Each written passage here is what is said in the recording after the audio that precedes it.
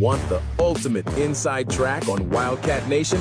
Every Monday morning, get the story straight from the legend himself, the voice of Kansas State sports, Wyatt Thompson. He's joining Sports Daily on KFH Radio to break down the big plays, preview upcoming matchups, and give you the raw, unfiltered take on all things K-State. If you live and breathe purple and white, start your week right. Catch Wyatt Thompson Monday mornings on Sports Radio KFH. The KFH studios, powered by Devon James Injury Lawyers. Call 888-8888. That's 888-8888. At Uline, they know firsthand the road to success is an uphill climb. Uline started in the family basement, and through hard work is now North America's most trusted shipping and industrial supplier. They get what it means to have the support of reliable, hardworking partners. So they keep 41,000 items ready to ship. Whether your company is still in a basement office or expanding cross-country, Uline will be there on your road to success. Visit uline.com. Hey, it's Brew, and I feel like everything in my life depends on being connected. Whether I'm uploading a video, hopping on a call before my show, or video chatting with my family back in Michigan, I never have to think about my Wi-Fi. And that's why Xfinity stands out. You get the most reliable, fiber-powered Wi-Fi with the best equipment at one price for 5 years guaranteed. No contracts or commitments. Plus, you can get online in minutes with same-day Wi-Fi. Restrictions apply. Not available in all areas. Use of fiber or coaxial cable. Learn more at xfinity.com/same-day Wi-Fi. Xfinity, imagine that. Oh, hey, Sarah, did you hear my daughter Katie got Camper of the Week? That's a big deal. We got a big deal too, right, Mom? Honey, shh. What's that? Okay, that Hyundai Santa Fe, I only paid. Nice. Deal's so right, it almost feels wrong. The Hyundai Getaway Sales Event. Get 0% APR for 60 months, plus 0 payments for 90 days, or 1.9% APR for 72 months on the Hyundai Tucson, Tucson Plug-in Hybrid, Santa Fe, or Santa Fe Hybrid during the Hyundai Getaway Sales Event. Offers end September 8th. Call 562-314-4603 for details. DQ presents the Blizzard Double Flip Deal. For a limited time, when you buy one Blizzard treat, you get a second for just 99 cents. That's 2 Blizzards, 2 spoons, 2 flavors, and 2 flips. So don't miss out on the Blizzard Double Flip Deal, available only for a limited time and happening now at DQ. Because the only thing better than a Blizzard treat is a second Blizzard treat for just 99 cents. It's a deal to flip for. The Blizzard Double Flip Deal. Get it in the app. Participation may vary. Hey, Wichita, it's Jacob Albrocht. Stay right there for the latest breaking and sports talk. It's Sports Daily, coming up next exclusively on 97.5 and 1240 KFH. From the Accident Recovery Team Traffic Center, don't worry about me, I called ART. Traffic. Watch for sluggish traffic on Southeast Boulevard northbound at 31st Street because of construction. Otherwise, the main roads are looking good. From the Accident Recovery Team Traffic Center, that's your Odyssey Wichita traffic. Weather. Good morning and happy Friday. Partly cloudy, breezy, and you guessed it, hot today. High 105, south winds 15 to 25 and gusty, but there is a small chance of a late afternoon or evening storm. Then mostly cloudy skies tonight, overnight low 76. One more day of wind and heat on Saturday, a high of 104, a chance of storms late in the day into Saturday night. Partly cloudy and 93 on Sunday. That's your forecast from Storm Team 12. I'm meteorologist Jake Dunn. Don Bigger, American Legion Post 4. We're signing up teams and sponsors for our third annual golf tournament to be held on October 15th, Sand Creek Station in Newton, Kansas. This year we're playing for the Kansas Honor Flight. Sign up on our Facebook page, American Legion Post 4, or contact me at dbigger@cox.net. Thank you, and we're glad that Odyssey serves. This is 97.5 and 1240 KFH, Wichita, K248CY Wichita, KNSS HD2 Clearwater, and Odyssey Sports Station. Hey, Wichita, it's Jacob Albrocht. Stay right there for the latest breaking and sports talk. It's Sports Daily, coming up next exclusively on 97.5 and 1240 KFH. Brad Evans here to help you beat the Bulls with Westwood One Sports. Dak should again attack this fall with CeeDee Lamb, George Pickens, and Jake Ferguson to spin spirals to, and the 10th easiest fantasy QB strength of schedule. He will connect early and often on TD strikes, reaching 30 TDs in 3 of his last 5 seasons. He does it again. Give me the over. Dak 27.5 pass touchdowns at -105. Bet smarter, beat books. Download the BetMGM app today. Andy Ortiz. When I lost my mom, she was only 46, and I lost my dad to cancer. It was the worst pain I ever felt. It made me think, what will happen with the people I love when my time is up? That's why I have life insurance. Ethos makes it easy. It's all online, take about 10 minutes, and you can get up to $3 million in coverage. Get your free quote at ethos.com/game. That's ethos.com/game. Paid testimonial. Time spent on application may vary. Online health questions required. This is an Odyssey Sports Minute. Darren Arnold has found a new home in Seattle, and he's joining the Seahawks. Always let this be a reminder, kids. If you're good enough, there will always be a team waiting for you with open arms. Arnold was involved in some capacity in a kidnapping. Not an attempt, a successful kidnapping. Now he's getting paid by another NFL team. Best part for Seattle is he does make it better. I'm Denton Day. It's all on the app. I honestly love that I can listen on the app anywhere and anytime. And it's all on demand. It don't get any better. Download the Odyssey app and listen anywhere. Good morning, Sodom and Gomorrah. Good morning, sinners. No, that wasn't your radio set on the blink again. Now, from Wichita's most listened to sports radio, 97.5 and 1240 KFH. This is Sports Daily. Can I say something to you? You've been acting psychotically lately. What the hell? Why? Well, hey there, everybody. Welcome into Sports Daily. Jacob Albrock, TJ Cleveland here with you on this Friday. Well, look who's back. I'm here. Shady's back. Is that reference still land for you, TJ? I think so. I think that lands for everybody still. That song amasses generations, I think. Okay, that's good. That's good. We are back on a Friday, 3 hours live here, 8 to 11 this morning on Sports Daily, the newly expanded format. TJ Cleveland in for Brady. Had some reconstruction on his face. Brady's doing well. Yeah, right. He'll be back Monday. So we'll have that. We'll have TJ for the first couple hours. Paul Savage going to step in for hour 3. We'll have some fun on a Friday. Get you ready for the weekend. 869-1240 is the number to call here on KFH. You can also email the show at sportsdaily@kfhradio.com. If you're watching us on 12 News Connected, we appreciate it. The stream there, as well as social channels, Facebook, YouTube, and X, where you can comment on the show. We can take those right out over the air and also listen anytime on the Odyssey app for free. Show gets podcasted out. You can leave us voice messages that we can get anytime and take out as well over the air. Glad to have you here. The Shockers with perhaps the biggest non-con announcement.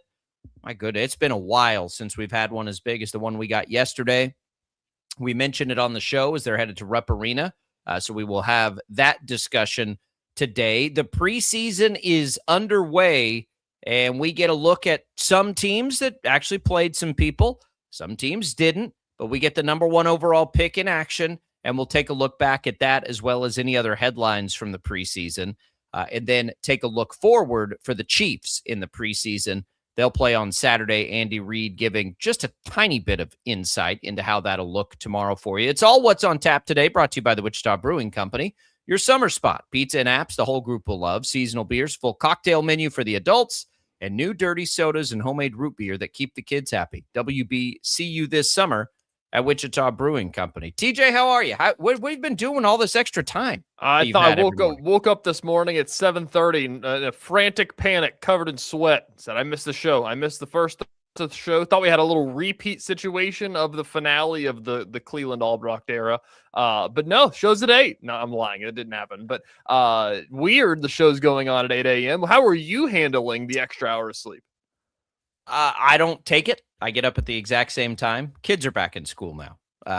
It is nice to have it. My daughter, my older daughter, who is now in middle school, it was coming up as like 6:59, and she's like, "Dad, you got to get downstairs."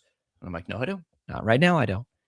So same thing. I don't take the extra hour. I just get them up and they are getting ready for school. So it doesn't really matter. But it's good. I'm glad that we have the ability for the listeners to call in if they'd like on the later part of the show. That's always fun and good. And, we get a third live hour. I really do need to confirm this with Tony. I think this is the first time this show's ever been 3 hours. it's going to still feel like we don't have enough time when we get to the fall. Yeah. It's not gonna be enough because we have so much going on, so many great guests, all those things. We're just in that final little runway here of getting there, as we are in TV. This is it's fool's gold when you get to August, because it feels like, okay, we got kids going back to school, camps are starting up, everything's good. And then you remember how long that part of the schedule is. And You have to wait. You have to wait for 5 half weeks. the month. It kind of starts. I mean, I guess technically Chiefs preseason starts tomorrow. We'll have something to talk about from that. Tease for later in the show. That's called a segue. But next week, especially in the TV world, we've got fall practices starting up, and then it gets kind of crazy for us. And then still though, you gotta wait. We don't have a game in August on our schedule actually for all of the anybody. We don't have a football game, a real football game being played in the month of August. So it's true. You still have to wait, and it's kind of the tease, but at least it's something to talk about of the lead up of. At least you'll have people hitting people of the other jerseys happening on tomorrow, and some stuff to follow after that. So I'm excited. As we'll talk about, Jacob, Patrick Mahomes is not going to play, but this is the most excited I've been to watch a backup quarterback for the Chiefs in a long time. That's true. Justin Fields experience. I think that's awesome. That's a good point. I mean, it's almost more interesting to see him play than it is Mahomes at this point. I think so. I don't hate the preseason. I give Brady a hard time for pretending to care about the Hall of Fame game. I don't hate the preseason. I don't. You get just enough. I wish it was shorter. I wish the preseason was one game. Ideally, 2 at most. Give me the week 18. Give me the 2 bye weeks in the NFL schedule. We're ultimately going to get there, but just between training camp and a month-long preseason, you're just like, okay. I'd much rather. I think I'd much rather just have them just play the joint training camp practice. Just go play not a game. Just say, we're going to take 20 snaps. You take 20 snaps. We'll take 20 snaps. You take 20 snaps. And just say, all right, let's play football, and just do that rather than doing the whole thing. But again, give me one more regular season game over 3 preseason games every single time. Yeah, and we'll go through some of the injuries of this. That's the part for me. Like, I'm impatient. That's a huge reason for it. But the season wouldn't start any sooner, so it wouldn't really matter. It's the injuries. I mean, again, yesterday was another bloodbath, and it's not just the preseason games, which is what everybody talks about. Why risk it? Why do that? Guys get hurt in practice just as often as they get hurt in preseason games. Now, that doesn't really happen in the regular season, but during training camp, it for sure does, because these guys have to get active. I've said it forever. Like, football players have to play football. You can't just fall into the start of a season. I don't know why they seem to be happening so frequently. I'm not sure. Jeremiah Love last night. I don't know if you saw this. We'll have headlines I missed in a little bit. Scaring me, though. Ankle issue he sustained is said to be minor, but he sustained an ankle injury in the game last night. So you're telling me my franchise cornerstone in the Dynasty League has an ankle injury before he plays a real game? Now, when he was out there, he looked fantastic. Fantastic. But little ankle injury. Maybe that's the last time we see Jeremiah Love. But he did look very good. Speaking of that, before we start the show, I wonder where you stand on this before we get really into the show. Preseason, speaking of this in fantasy football, where they coincide, when is the right time to have your draft? Look, I think because people chomp at the bit way too early. Like, you gotta finish the draft. There's advantages and disadvantages to both. Like, the advantage to going early is if you have a real good read on things, you don't allow everyone else to see what you might be onto. Who's going to tell that from a preseason game? Not just that. I mean, there could be camp battles. There could be, there could be all kinds of reasons why you might think XYZ player is going to have a bigger role, and that doesn't start to play out until you get further into camp and preseason, and then that person all of a sudden is a hot commodity. So there are those reasons, but honestly, there are leagues and formats for that, to where you're trying to get the earliest advantage possible. I would say like those best ball leagues, which start like the day after the draft, would be where you'd probably find those. I mean, honestly, the ideal time to draft is a day before the season starts. 100%. The absolute last time an injury can happen, but that's not reality. Everybody's playing the same hand. I need the draft to be done at least by the Monday of week 1. Yeah. But you know, the less time for an injury to happen, the better. Yeah. But it's not like everybody in your league is drafting at the same time. Everybody takes the same risk into the draft. I don't worry about it. I've got some that'll draft way too early. That's my biggest thing. Is like, calm. We don't need to draft in But it's June. because we're fine. adults now, and it's like, all right, let's get 12 people together that the schedule will true. work. And it's like, oh, that's hell true as no. well. Like, that's not going to That's why you do the 24 hours per pick, like me, like the real psychopath. The slow drafts. I do like the slow drafts, but that's not as fun in a live draft. I still need to do an auction draft. I had to back away from one. I thought I was finally getting in one, but maybe we'll talk about that later. When we come back, we got to talk Shockers. Going to play Kentucky? You kidding me? That's next.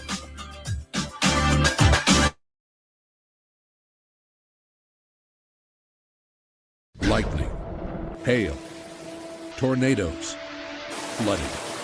It's the worst of severe weather, and it's coming. Spring brings warmer temperatures, but also dangerous weather conditions. Stay up to date day or night with the Storm Team 12 weather app. You'll get accurate forecasts, so you can plan ahead and stay safe, no matter the weather. Download the Storm Team 12 weather app, brought to you by Stutzman's Greenhouse. The future of television has arrived. Next Gen TV is here with stunning video, movie theater quality sound, enhanced voice clarity, and interactive features, all upgradable for the future. Learn more at watchnextgentv.com.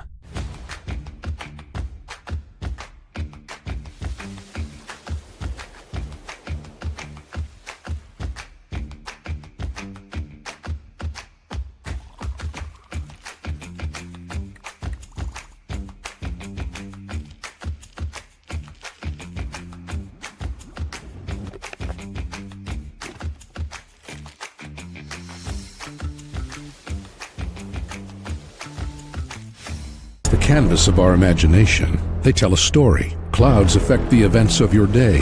Sometimes they growl, sometimes they inspire, but they're always the messengers of nature's mood written in the sky. Storm Team 12 understands the language of clouds. We're dedicated to decoding their message so you know what to expect. Behind every cloud, there is a story waiting to be told. Trust Ross Jansen and Storm Team 12, alerting you first to the impact on your life.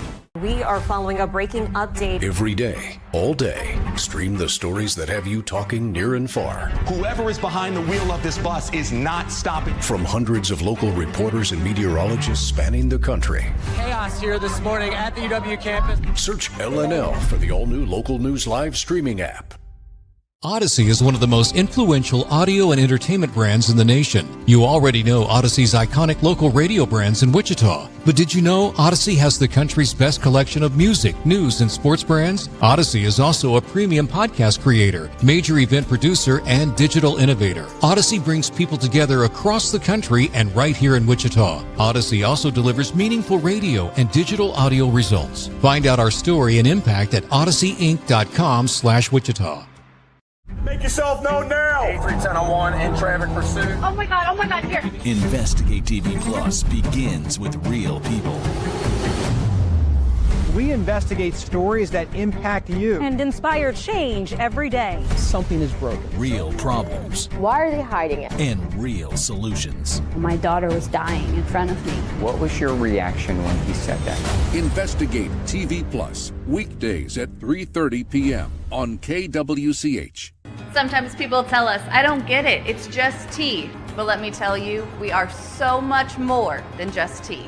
With 20 plus flavors of sweet and unsweet iced tea, the possibilities are endless. Come on in and try them all for free to find your favorite or get us on the go for your busy lifestyle. And don't miss happy hour every day. So the next time someone tells you it's just tea, tell them to come by and find out why we say drink tea, be happy. Jim Rome here, lighting up your afternoons on The Jim Rome Show. Catch me starting at 2 on Wichita's #1 sports radio, Kansas Fan Headquarters, 97.5 and 1240 KFH.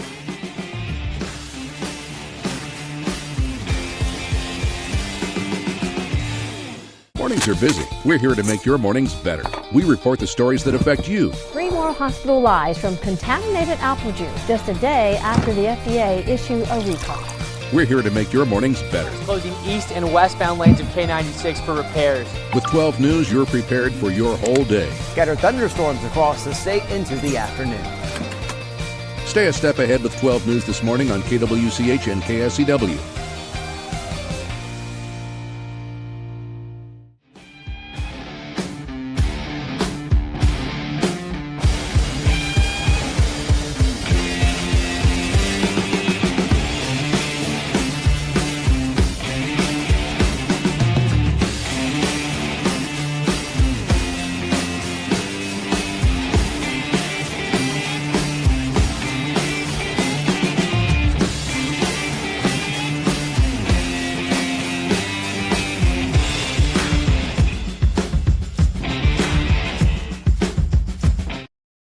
Busy. This is Sports Daily on KFH.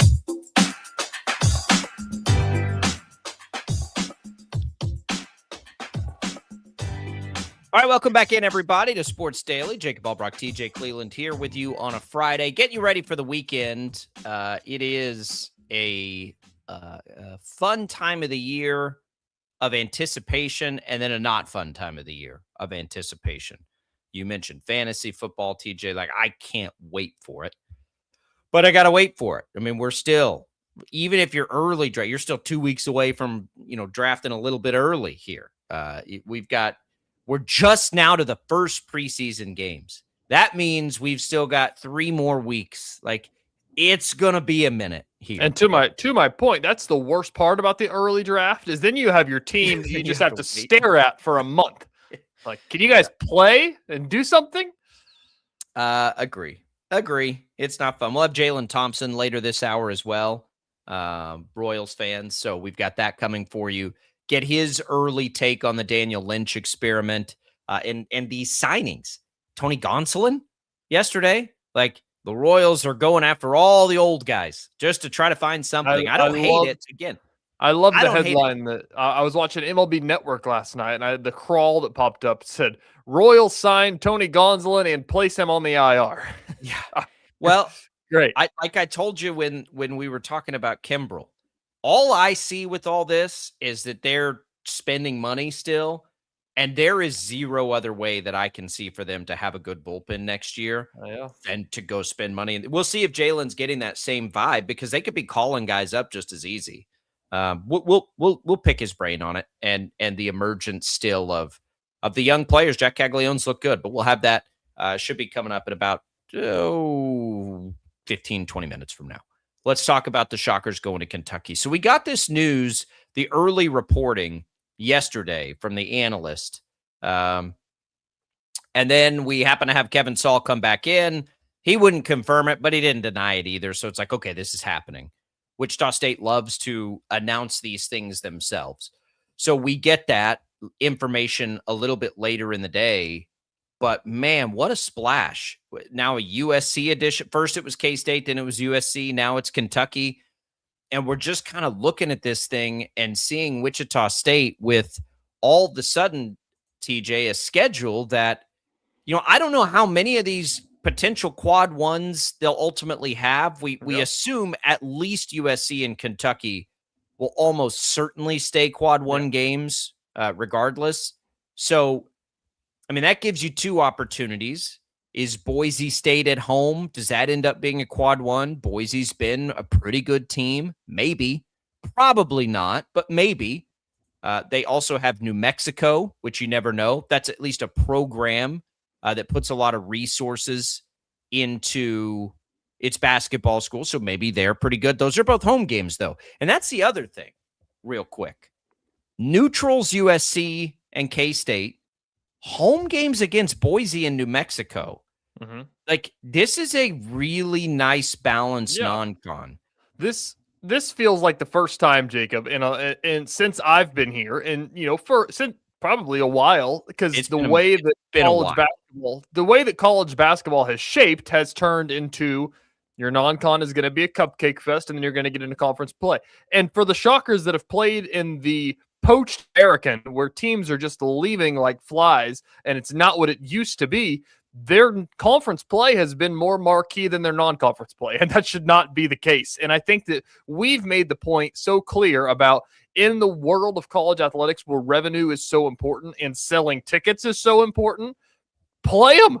If you lose, and I think we've seen tenfold last year, mid-majors, Miami of Ohio specifically, saying, we almost missed the tournament because nobody will play us. Like, we didn't lose a game for 40 straight, whatever it may be. Even if you go lose to Kentucky, even if you go lose to USC, it makes you look better. And that's what's so crazy about this. And that's why teams like Kentucky and USC don't want to play the Wichita States, who are in the weird gray area. So, one, it's really cool that Wichita State got them on the schedule. If it hasn't happened every year, I think knowing Paul Mills probably has tried to do this every year, and it's just harder to do. So there's this is more scheduling stuff in his contract. I don't know if you saw all that. There's added scheduling responsibilities. It looked like we didn't ask Kevin Saul about that specific thing, but my point here is that it's more of a credit to the schools that are cool with playing Wichita State. And Wichita State, it's really cool this is happening. This should happen every single time. Credit to getting it done. However, that had to happen because it hasn't happened in so long. Well, the home and homes are great, right? New Mexico, Boise State, like those level programs ought to be on home and homes all the time. I was just browsing through some past years, 21, 22. Like, remember, they had the series with Missouri. They've had series with Oklahoma State. So, they've done a nice job of that. But one thing that's abundantly clear with this group that is interesting is how late in the game they're able to schedule Kentucky. Like, we're starting games soon, and they've been able to add that game. Okay, we got to go there? Fine. It gives us a chance at a quad one. Kentucky, and this is what I've never understood. Like, people say, oh, well, KU has nothing to gain by playing Wichita State. Okay, what does KU have to lose by playing Wichita State? Back in the mid-2010s, you could start making a case, well, they might lose a recruit, right? The Shockers were at that level for a few years, but that's still a long shot, right? Now you look at it, KU and Wichita State are not recruiting the same players in the NIL era. They probably won't be. The biggest difference of it now, like, maybe there's a little bit of merit, because this goes back to the Jerome Tang thing, is what I always go back to whenever it comes to this conversation, of his comments after they lost to Wichita State in the Roundhouse. Said, well, we don't want to schedule them because playing them doesn't help us.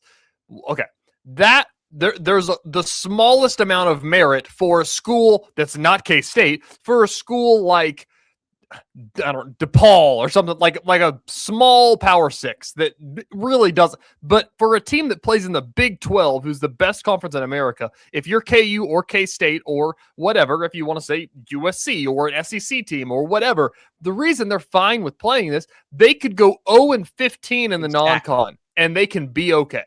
Yep, that's exactly right. That's why there's nothing to lose for Kentucky to say, yeah, all right, come in. Because for Kentucky, who's going to have a young team, I assume. Now, they've got Momcilovic. It's not John Calipari's Wildcats. But Kentucky needs to get a little seasoning before they hit the SEC. The Shockers are going to be a good team. Yeah, we'd love to host Wichita State. And if you lose, to your point, okay, we'll have 25 games in the SEC, and we'll be just fine. Again, that goes back to whenever you're in a situation like that, where, like I'm saying, there are some schools where that one loss could absolutely tank your chance. Like, it's like, oh, shoot, that's when we needed to win. Right. Kentucky, though, like, it goes back to the simplest of just win the game, right? You should win. Just play us and win the game then. If you lose, then you lost. You need to get better, right? You go the other way. The Shockers can't not do this because it's too it sucks to be beholden to your conference tournament. Tulsa had a good enough year last year. That should have been an NCAA tournament team. Why did they not?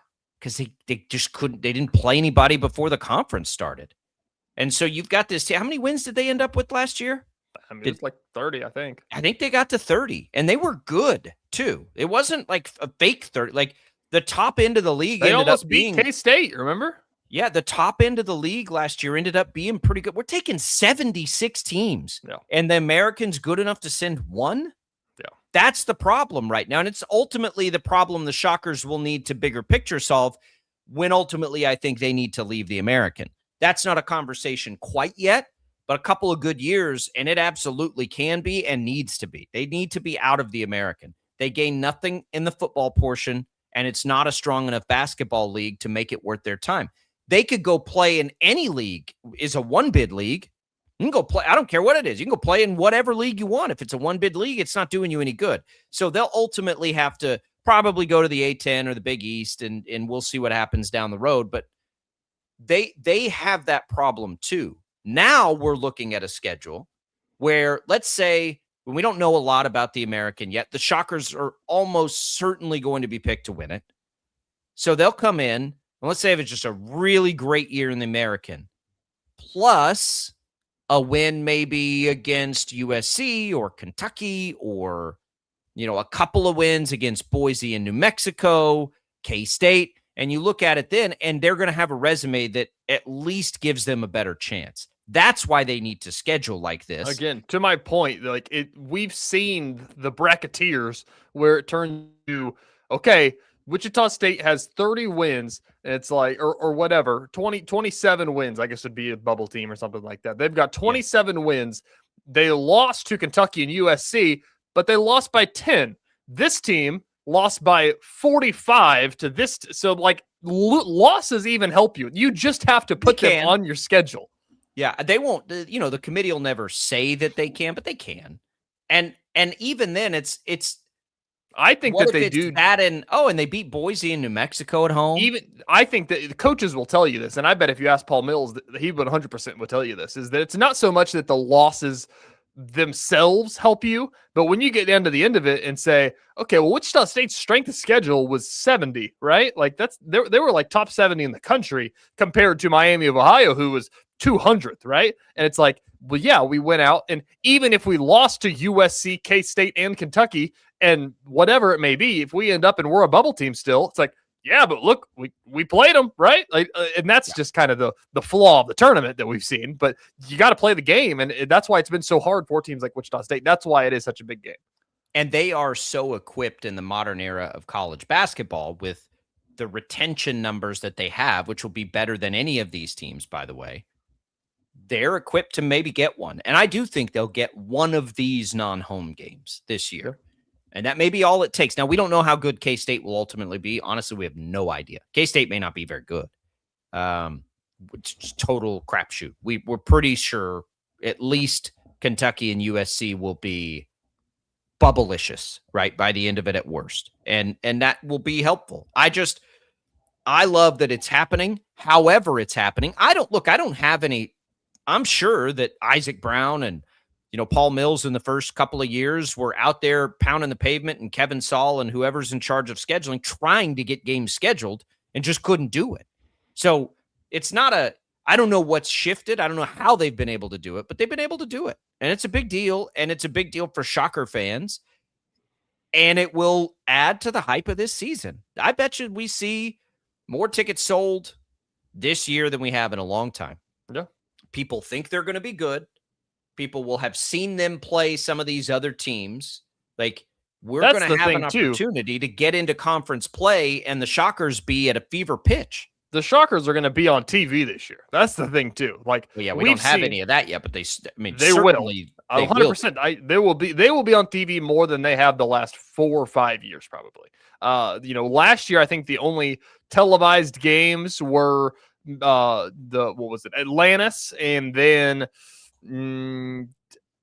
probably like 2 conference games. I think it was. They had if you count the Mountain West Network, and then outside of Atlantis, they had DePaul, UAB, and Charlotte. So that's Memphis. 2, 3, 4, 5, 6, 7, 8, 9, 10, 11, and then the postseason, which we won't count. So 11, yep. Okay. 11 out of 30 before they hit the postseason or so. So, I mean, look, the games that we know are on the schedule right now are probably all going on TV, except maybe Cal State, Northridge. But New Mexico, Kentucky, Boise State, Kansas State, USC, those will all be televised games. Yep. I agree. Which is probably a part of the reason they're getting scheduled too. Like, keep that in mind. Like, they have the ability now to make money, and we'll see what happens with these massive tournaments that happen. That's going to be one of the better things for college basketball. I don't know. I'm not smart enough to know the money you'd make going to play in a mega tournament in Vegas in early November versus having 2 home games. Yep. Like, as far as revenue generated, I'm not honestly sure. I have to imagine it's more to go to the tournament, or KU and these schools wouldn't do it. Yeah, that's what's so interesting too. I'm so curious to talk to Paul Mills next, whenever that may be, about scheduling this non-conference, because there's not a midseason tournament either. There's not the MTE, right? Like, they just said, no, it's okay, we're not going to do that. I don't know. I'm telling you, they didn't do it. Like, which tournament? Just any of them. They're not playing in any tournament at all. They're not playing in the. I got you. Any pre-conference? Yeah, like they always do. Every team in the country does. There's no room on the schedule anymore. Like, based on the reporting that we've seen, because those Vegas tournaments got so big. I think that's there's probably part of that too. But like, I think that's just fascinating, and I think that I think that they probably just said, but knew that these were in the works or something like that, and just said, we're not going to go play in those. Kevin Saul has obvious ties to Kentucky. It's where he came from. I would imagine that had a lot to do with however this shook out. I hope, and kudos to him if that is the case. We'll ask him in a couple of weeks, but I'm sure, I mean, that's hard not to draw that comparison. The K-State thing, Wichita State, K-State, Oklahoma State, I wish it could spread into Oklahoma. I wish it would, but it won't spread into KU. Like, those need to happen every year. And even if you never get a home-and-home return, you're not getting Kansas coming to Coke Arena. That's okay. If they need to be neutral court, or if you just need to go there and play them, who cares? The beauty of going somewhere and playing them is they're going to end up being quad ones. Yeah, that's true. I mean, they are. So at the end of the year, it might be harder to win them. I get it. But again, if the Shockers are in a one-bid league anyway, who cares if they go over in these games? They're in a one-bid league anyway.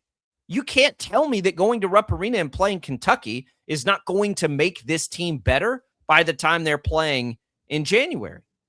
I mean, it just will. Or things are going the wrong direction, right? If it doesn't make them better, then that's a bad thing. But they'll get nothing but benefit here, win or lose. I mean, win's an obvious massive benefit. Lose, all right, you got better. You're in a one-bid league anyway. Who cares? It makes a ton of sense. And I hope it's the beginning of a sign of things to come. Yep. And every year we can get this with the Shockers. And I hope this legislation passes through so that the Shockers can keep this core together, not just this year, but next year, and continue to get back to the old ways a little bit. Wichita State deserves a lot of credit for the last 12 months, let's call it, in retention, in the way they're setting up payments to players. Obviously has some appeal to players because they all came back. That takes some foresight into how that was set up. Yeah. I mean, it does, or they wouldn't have come back. I mean, you can't when there's that much money on the line. And now to the scheduling, and now to all of these things. But TJ, none of it matters if they're not good this year. It's true. Have to be good this year. They can beat Kentucky, right? I think so. Kentucky was a bubble team last year. Kentucky was one of the brunts of the offseason that everybody made fun of because they couldn't get a recruit to land. I don't know who's on their team. The best players in the country. They eventually got him. So I don't know. Wish the Shockers had Karan Boyd. Can we name a player on Kentucky outside of Momcilovic? I'll look up their roster. We'll do that later in the show. I'm not sure. I don't think I can. I don't.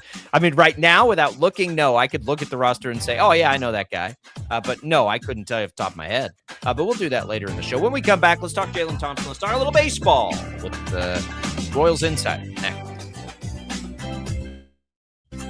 Want the real lightning, hail, tornadoes, flooding. It's the worst of severe weather, and it's coming. Spring brings warmer temperatures, but also dangerous weather conditions. Stay up to date day or night with the Storm Team 12 weather app. You'll get accurate forecasts so you can plan ahead and stay safe, no matter the weather. Download the Storm Team 12 weather app, brought to you by Stutzman's Greenhouse. The future of television has arrived. Next Gen TV is here with stunning video, movie theater quality sound, enhanced voice clarity, and interactive features, all upgradable for the future. Learn more at watchnextgentv.com.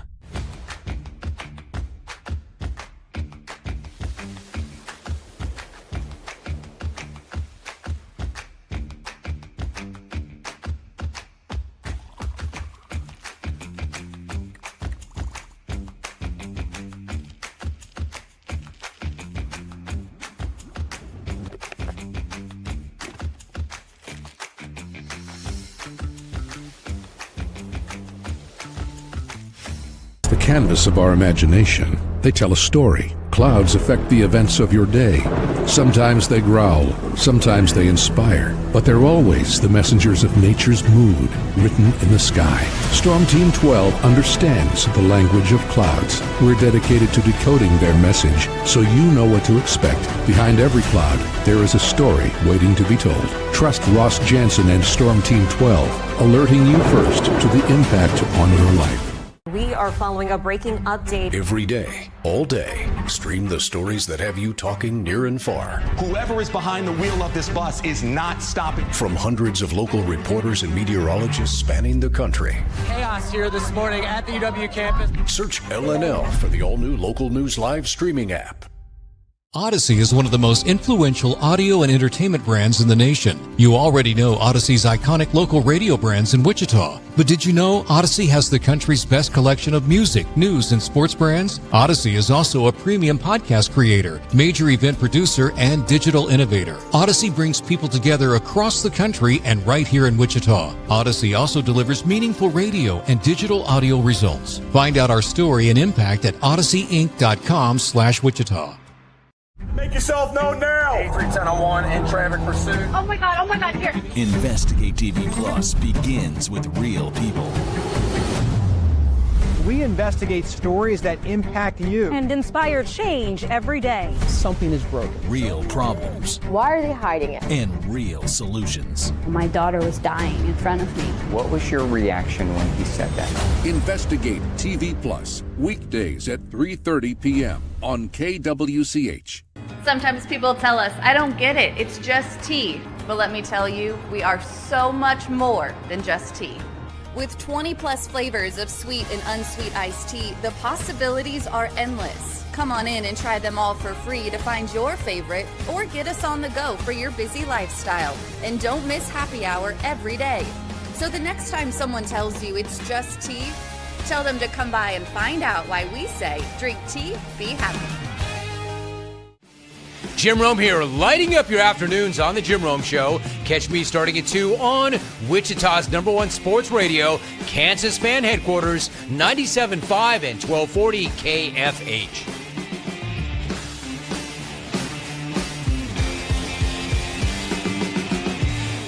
Mornings are busy. We're here to make your mornings better. We report the stories that affect you. 3 more hospitalized from contaminated apple juice just a day after the FDA issued a recall. We're here to make your mornings better. Closing east and westbound lanes of K96 for repairs. With 12 News, you're prepared for your whole day. Scattered thunderstorms across the state into the afternoon. Stay a step ahead with 12 News this morning on KWCH and KSCW.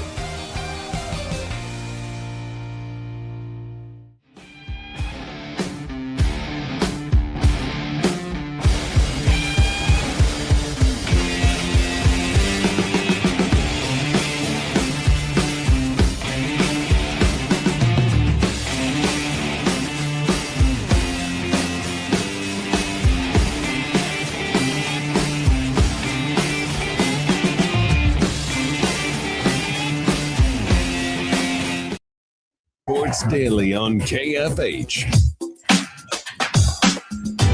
And now, digging deeper with the teams you follow, it's another Sports Daily Insider interview on KFH.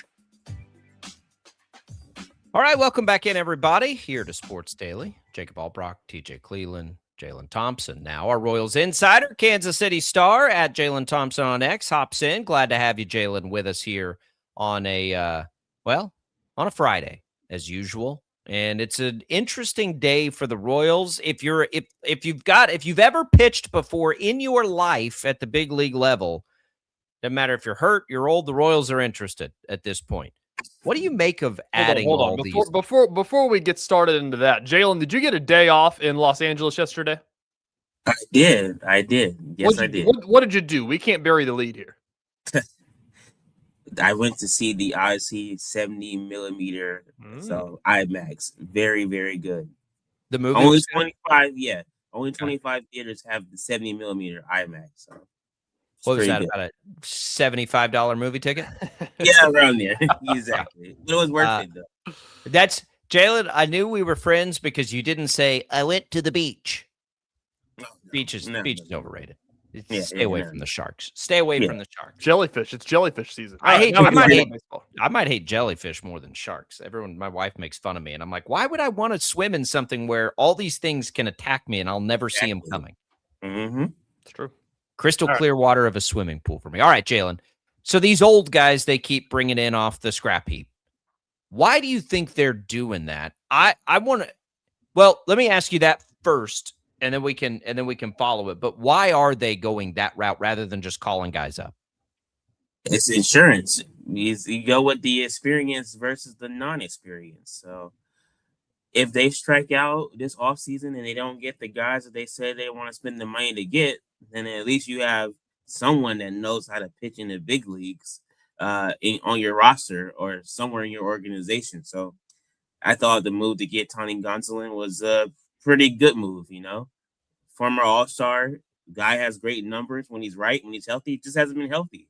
So it's kind of like getting a broken toy and hoping some super glue will get it back right and it have it working again. So we'll see if he can be back healthy. He can be a guy that can be in that rotation until you get Cole Reagan's back, Lynn Ravila, Ryan Berger, Stephen Kolek. But they need arms. And whether that's in the big leagues or in AAA, they need guys to make starts. So if you see a guy that has done it before and he's out there, go get him. I think it's a great idea. The club option is very telling for next year. So that gives him a leeway of saying, well, if he's not right, then we can just move forward. If he is right, we got him at a cheaper rate. And you got another pitcher that has MLB experience. I see what you're saying about calling up the young guys, but they don't really have any young guys to call up. Don't mistake, Jalen. I don't care that they call up young guys or don't call up young guys. Here's the follow I had for you. Should Royals fans today be encouraged at potential? John Sherman spending the money. He doesn't have. That's what I'm saying. He doesn't have to spend this money now. Yeah. Is that a sign that maybe they'll be more willing, even with keeping Luga and Waka and their big salaries on the roster, to go spend money? Because that's the only way they're going to fix the bullpen is to go spend money. Yeah. I don't know if the Gonsolin trade was something where, signing was something that was a signal that they're going to spend money, because if he was that attractive, he would have been on somebody's team right now before he wouldn't have been available this late into the season, right?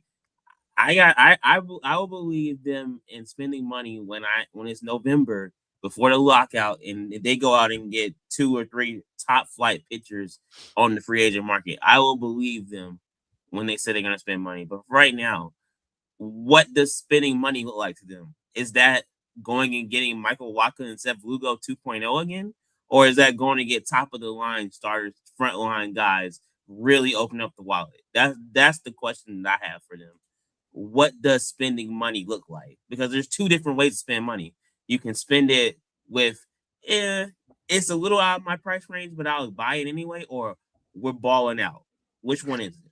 It's true. It's going to be interesting offseason with these guys that they are bringing in this year, Jalen, that you're talking about. Are they not just 1-year deals? I assume they were just veteran minimums to finish out the season, or are they going in the next year?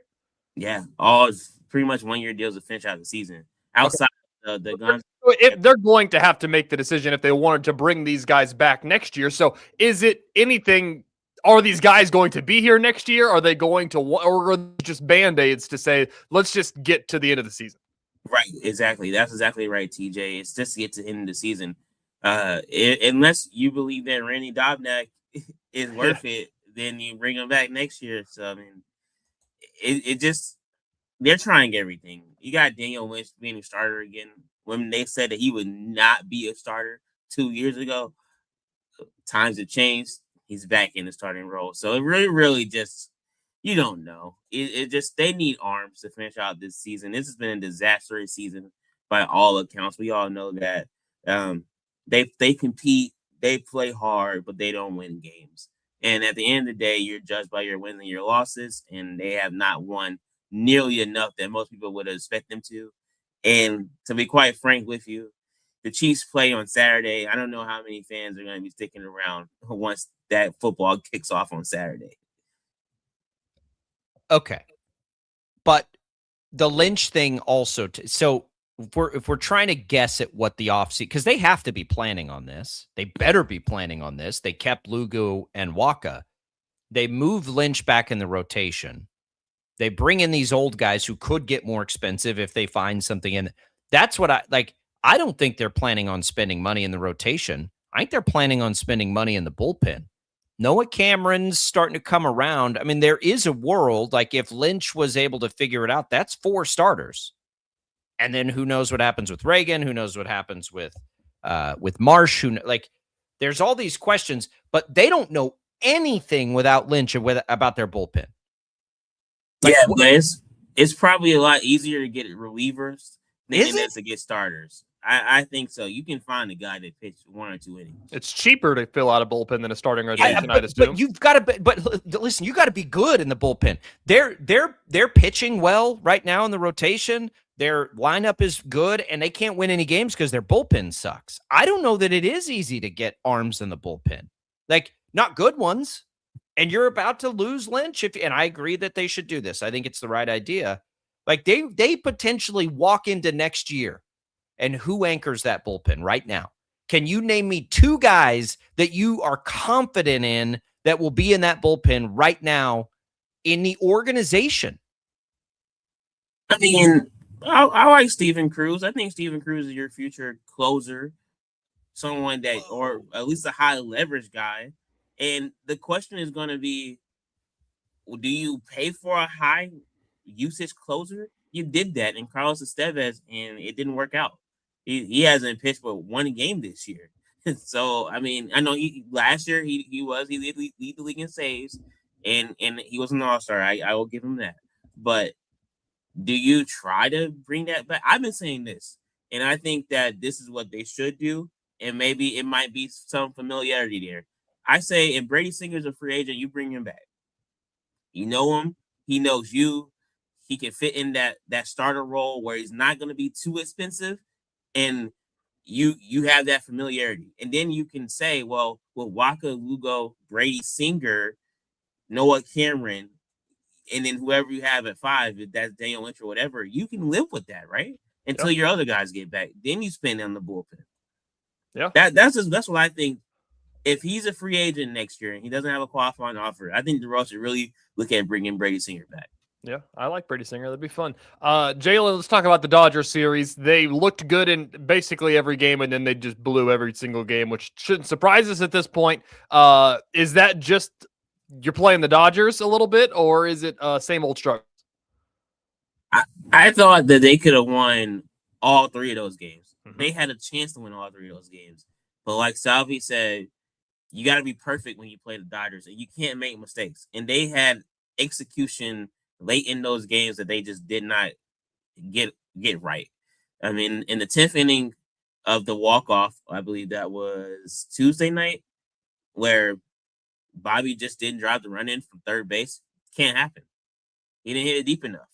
And then the go-ahead run is the place runner is left on third. All the Dodgers had to do was just get the run in, and they got the run in on their end of the extra inning game. So that was a loss.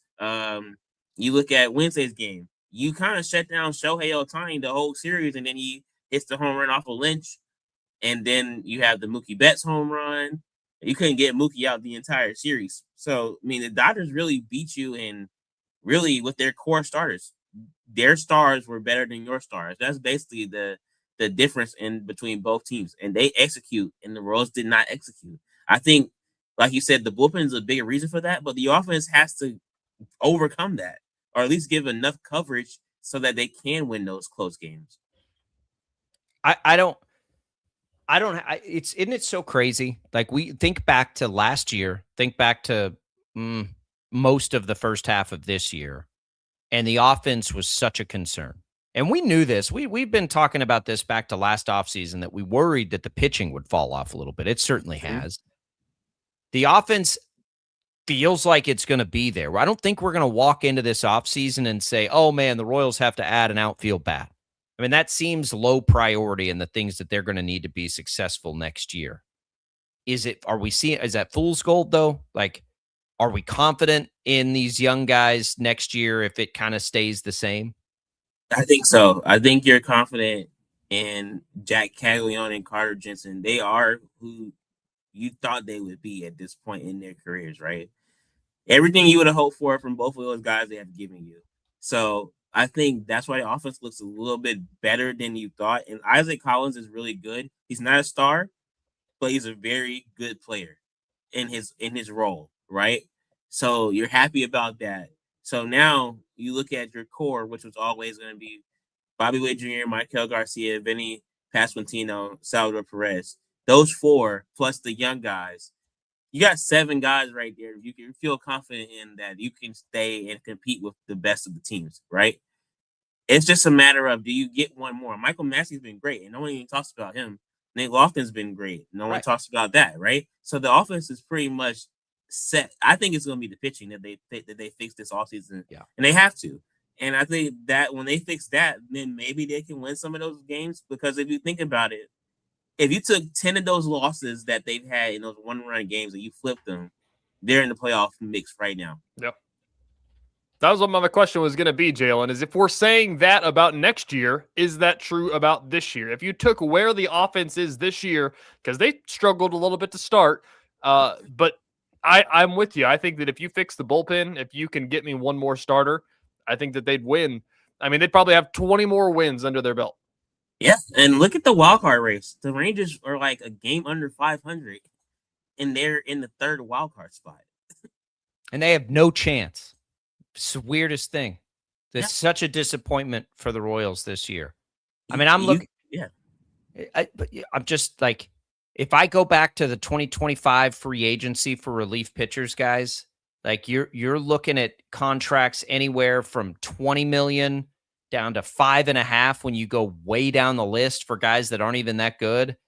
I don't think it's going to be easy to solve bullpen in the offseason. I hope that some of these guys they traded for can become bullpen pieces. I hope that Lucas Erceg can bounce back and be what they had.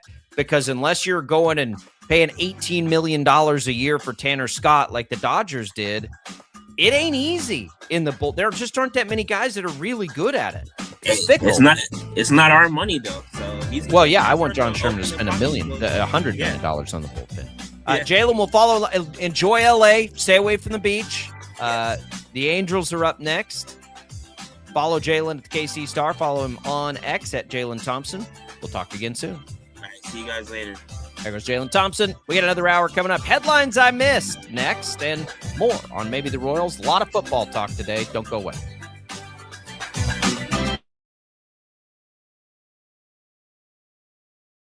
Lightning, hail, tornadoes, flooding. It's the worst of severe weather, and it's coming. Spring brings warmer temperatures, but also dangerous weather conditions. Stay up to date day or night with the Storm Team 12 weather app. You'll get accurate forecasts so you can plan ahead and stay safe, no matter the weather. Download the Storm Team 12 weather app, brought to you by Stutzman's Greenhouse. The future of television has arrived. Next Gen TV is here with stunning video, movie theater quality sound, enhanced voice clarity, and interactive features. All upgradable for the future. Learn more at watchnextgentv.com.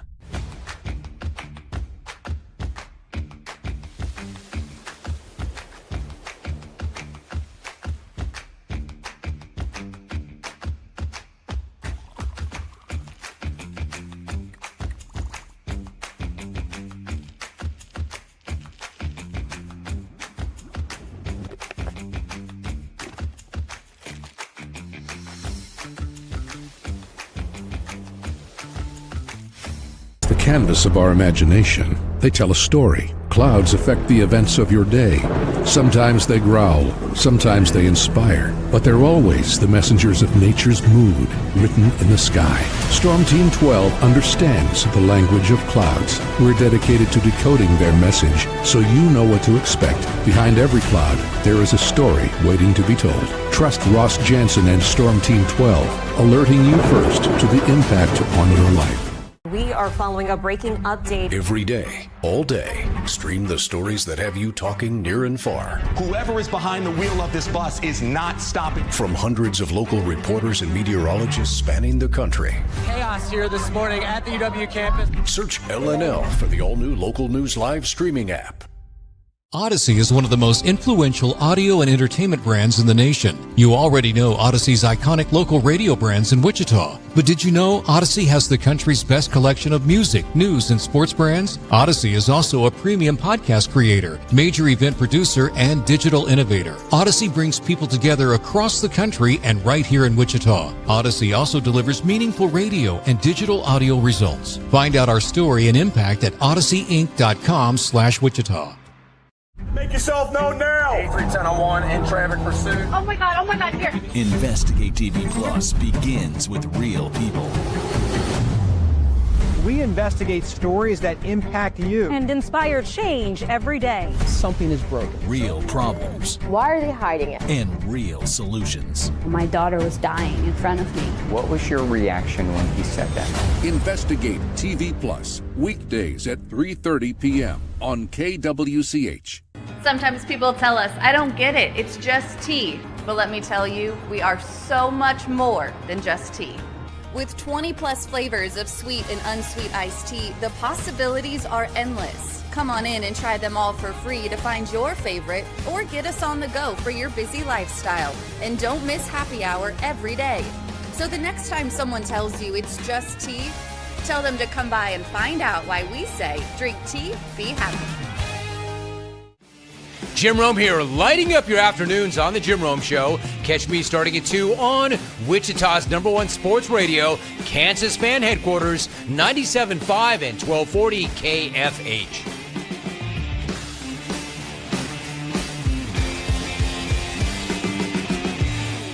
Mornings are busy. We're here to make your mornings better. We report the stories that affect you. 3 more hospitalized from contaminated apple juice just a day after the FDA issued a recall.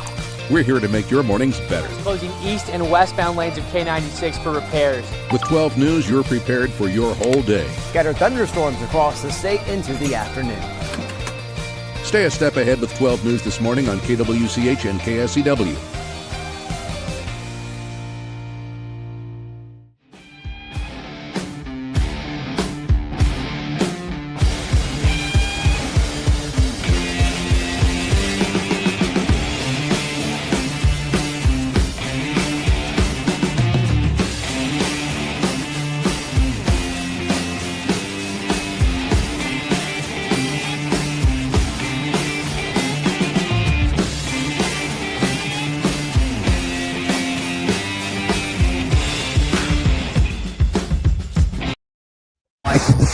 Welcome to Midnight Q.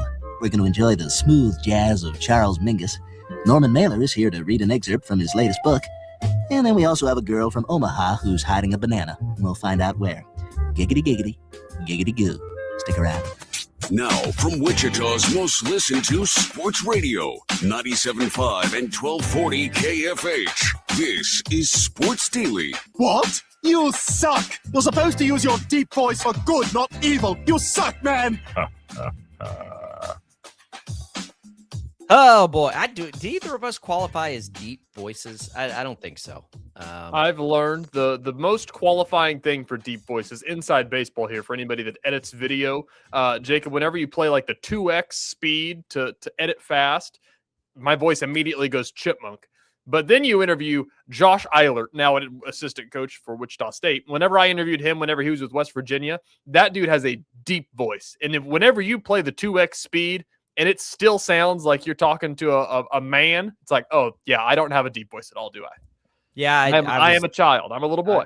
I was neither blessed with a voice for radio or a face for TV, but we're making it work here. Overcoming adversity. What's that? Overcoming adversity. That's right. That's right. Who says we can't? We don't face it. We've got it. God, I remember. You remember listening back to your first air check in college? I do. Man. Cassette tape. Ooh. Yeah. I was like, that's what I sound like. Not only did I sound like I was talking with a mouthful of cotton balls, I like the accent that I had was not good, not endearing. I tell people there are cool Texas accents.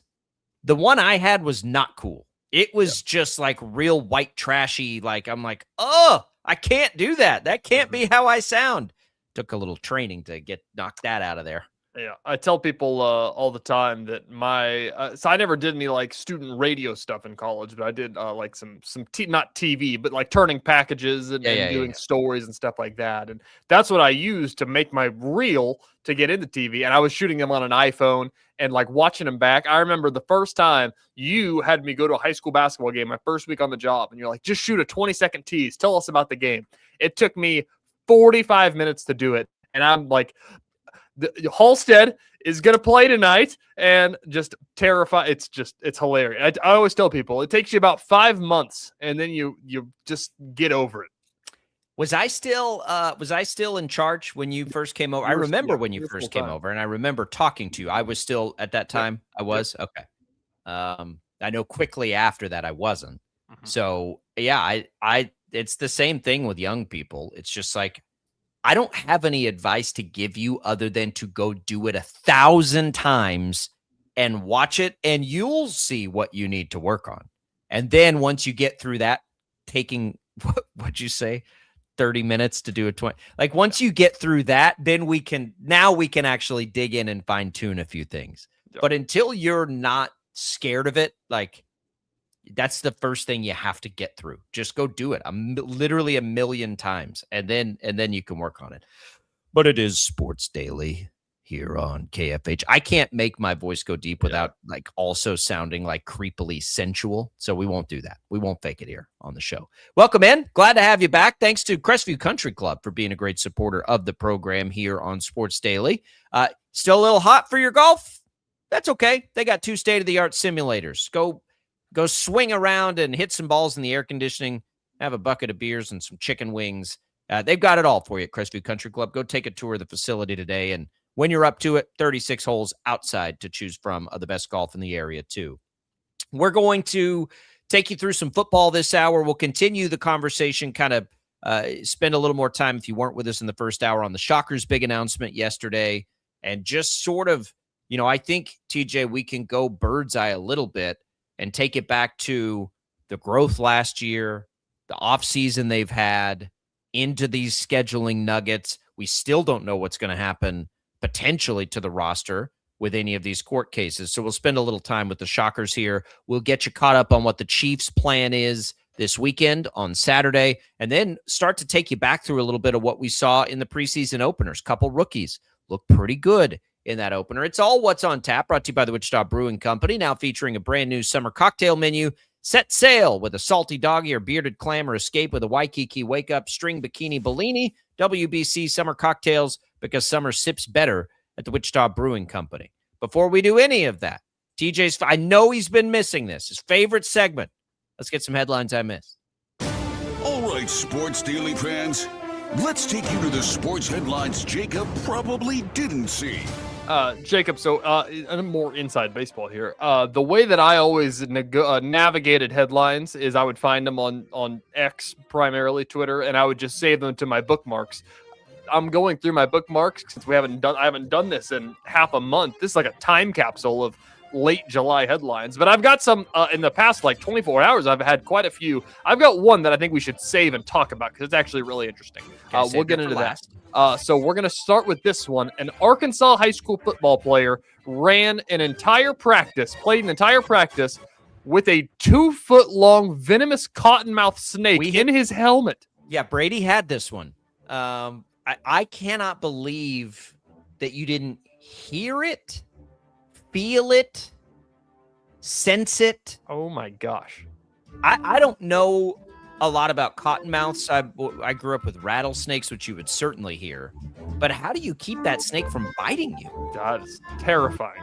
In the skull. So scary. All right, keep going. Since we've already gotten into this. Gross, man. They're gross. I've never seen one. I have no idea. Look it up. They're disgusting. We got 2 headlines about the city of Chicago. First of all, did you hear about the musings about if the Bears move to Gary that they'll change their names to the Indiana Bears?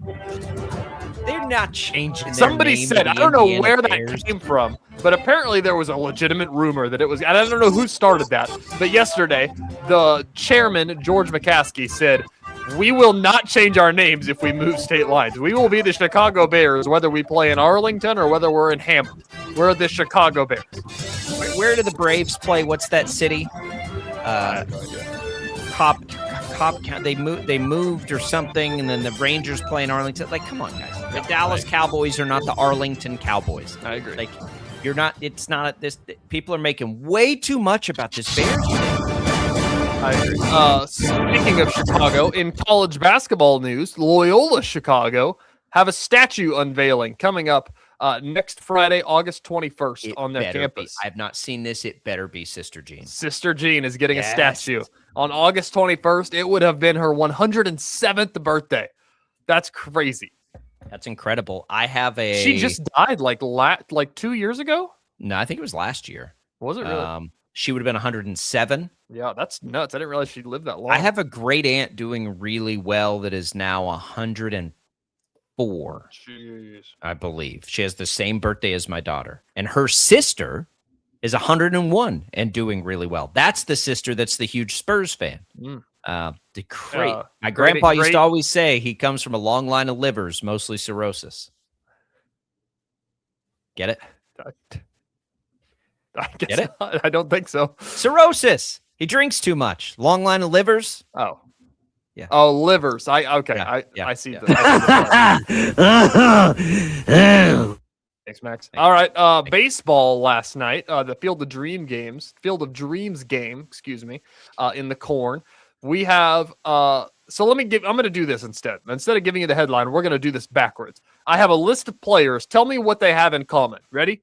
Kyle Schwarber, Tyler O'Neill, Jeff McNeil, Odubel Herrera, Matt Beattie, Brian Dozier, Yorvit Torrealba, Fred McGriff, Sam Horn, Wally Westlake, Jackie Robinson, and Andy Pafko.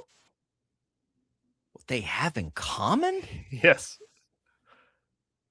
Well, they haven't all played there or hit a home run there or anything like that because they haven't been playing that game long enough. You're never going to guess this. I have no idea. This is from Sports TV News and Updates. All of those players are the first player to hit a home run on a national televised game on a network. Kyle Schwarber hit the first home run in Netflix history last night. Okay. Jackie Robinson hit the first home run in NBC history back in the day. Fred McGriff. That many networks? You just listed like 20 guys. CBS, NBC, ABC, ESPN, Fox, TBS, FS1, YouTube, Peacock, Apple TV, the Roku channel, and now Netflix. Okay. Yeah, I guess that's right. So, jeez. Yeah, pretty crazy. All right. Yesterday, NFL preseason, we'll dig into this a little bit. The Titans played for the first time in the new uniforms. They are awesome. They might have the best uniforms in the league now. They never should have gone away from the Oilers color scheme, at least. The Oilers, one of the more underrated, like, mascot color. I wish they could have just stayed to Tennessee Oilers. What a weird and cool name. and mask, like all of it. Titans is kind of generic, but at least they're going back to their roots of these colors. I didn't realize there was that much red in it. Like there's just red accents and everything like that. But like there really wasn't any red in the old ones of what they had. There was red accent in the old Oilers. A little bit. Warren Moon. Let's look that up.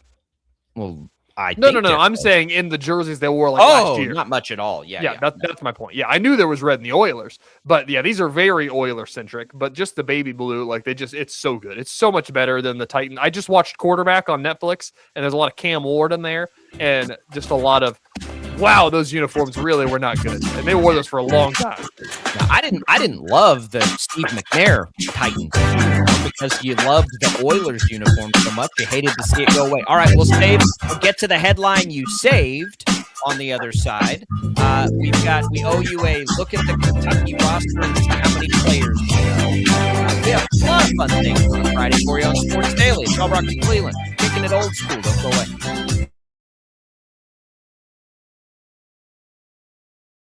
Lightning, hail, tornadoes, flooding.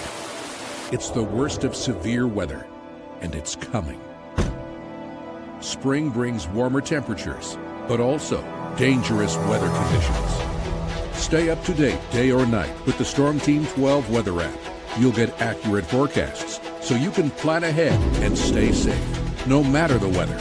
Download the Storm Team 12 weather app, brought to you by Stutzman's Greenhouse. The future of television has arrived. Next Gen TV is here with stunning video, movie theater quality sound, enhanced voice clarity, and interactive features, all upgradable for the future. Learn more at watchnextgentv.com.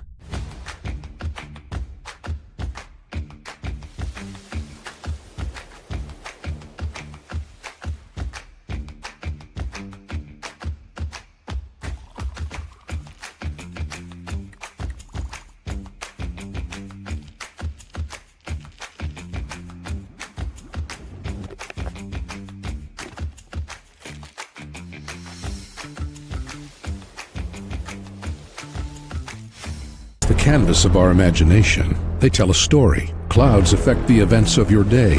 Sometimes they growl, sometimes they inspire, but they're always the messengers of nature's mood, written in the sky. Storm Team 12 understands the language of clouds. We're dedicated to decoding their message, so you know what to expect. Behind every cloud, there is a story waiting to be told. Trust Ross Jansen and Storm Team 12, alerting you first to the impact on your life.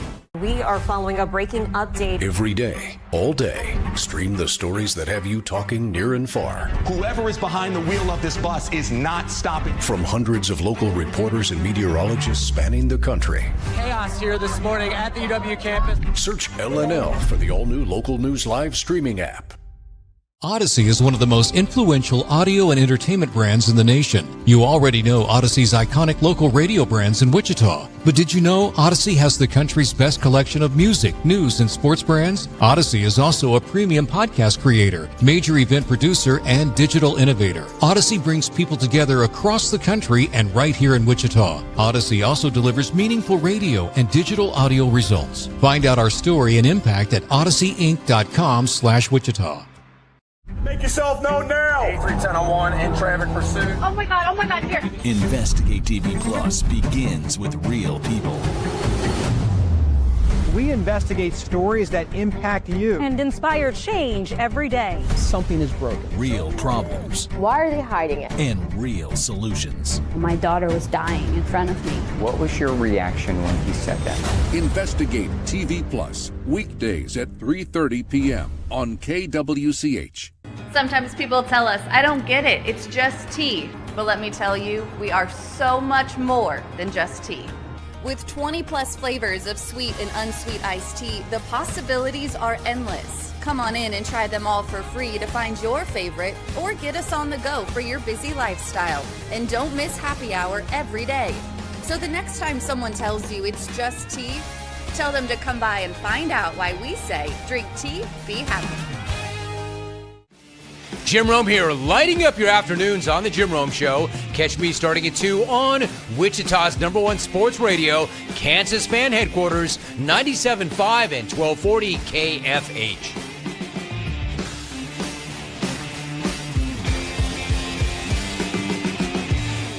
Mornings are busy. We're here to make your mornings better. We report the stories that affect you. 3 more hospital lies from contaminated apple juice just a day after the FDA issued a recall. We're here to make your mornings better. Closing east and westbound lanes of K96 for repairs. With 12 News, you're prepared for your whole day. Scattered thunderstorms across the state into the afternoon. Stay a step ahead with 12 News this morning on KWCH and KSCW.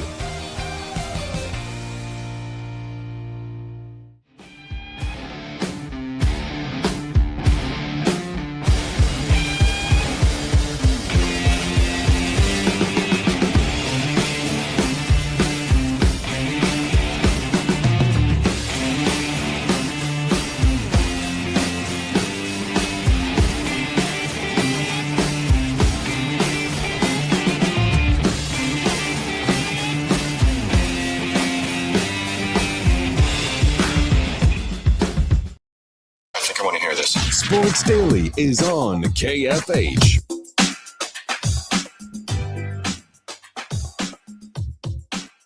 All right, welcome back in, everybody. Sports Daily. Thanks to Prayer Fair Coffee for keeping us fueled up here on this day and every day. Glad to have you with us.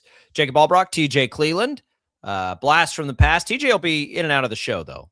He's not here every day, but will be a part of things as we get into it. I'll have a couple of weeks where we've got to go have a baby. TJ will pop in. We also have Paul Savage coming in third hour. Fridays will be fun. We'll have TJ and Paul most Fridays. Once we start picking games and doing that stuff for a segment, TJ will talk high school football with us. As we now expand to this 3-hour format, 8 to 11 live every day, gives you lots of opportunities to interact with the show. You can do that at 869-1240. Of course, now on KFH, those calls come in live, and you can leave us your comments on all our video streams, Facebook, YouTube, X. Also, thanks for watching on 12 News Connected, listening on the Odyssey app. All right, we come back in. TJ, you saved one on the headlines.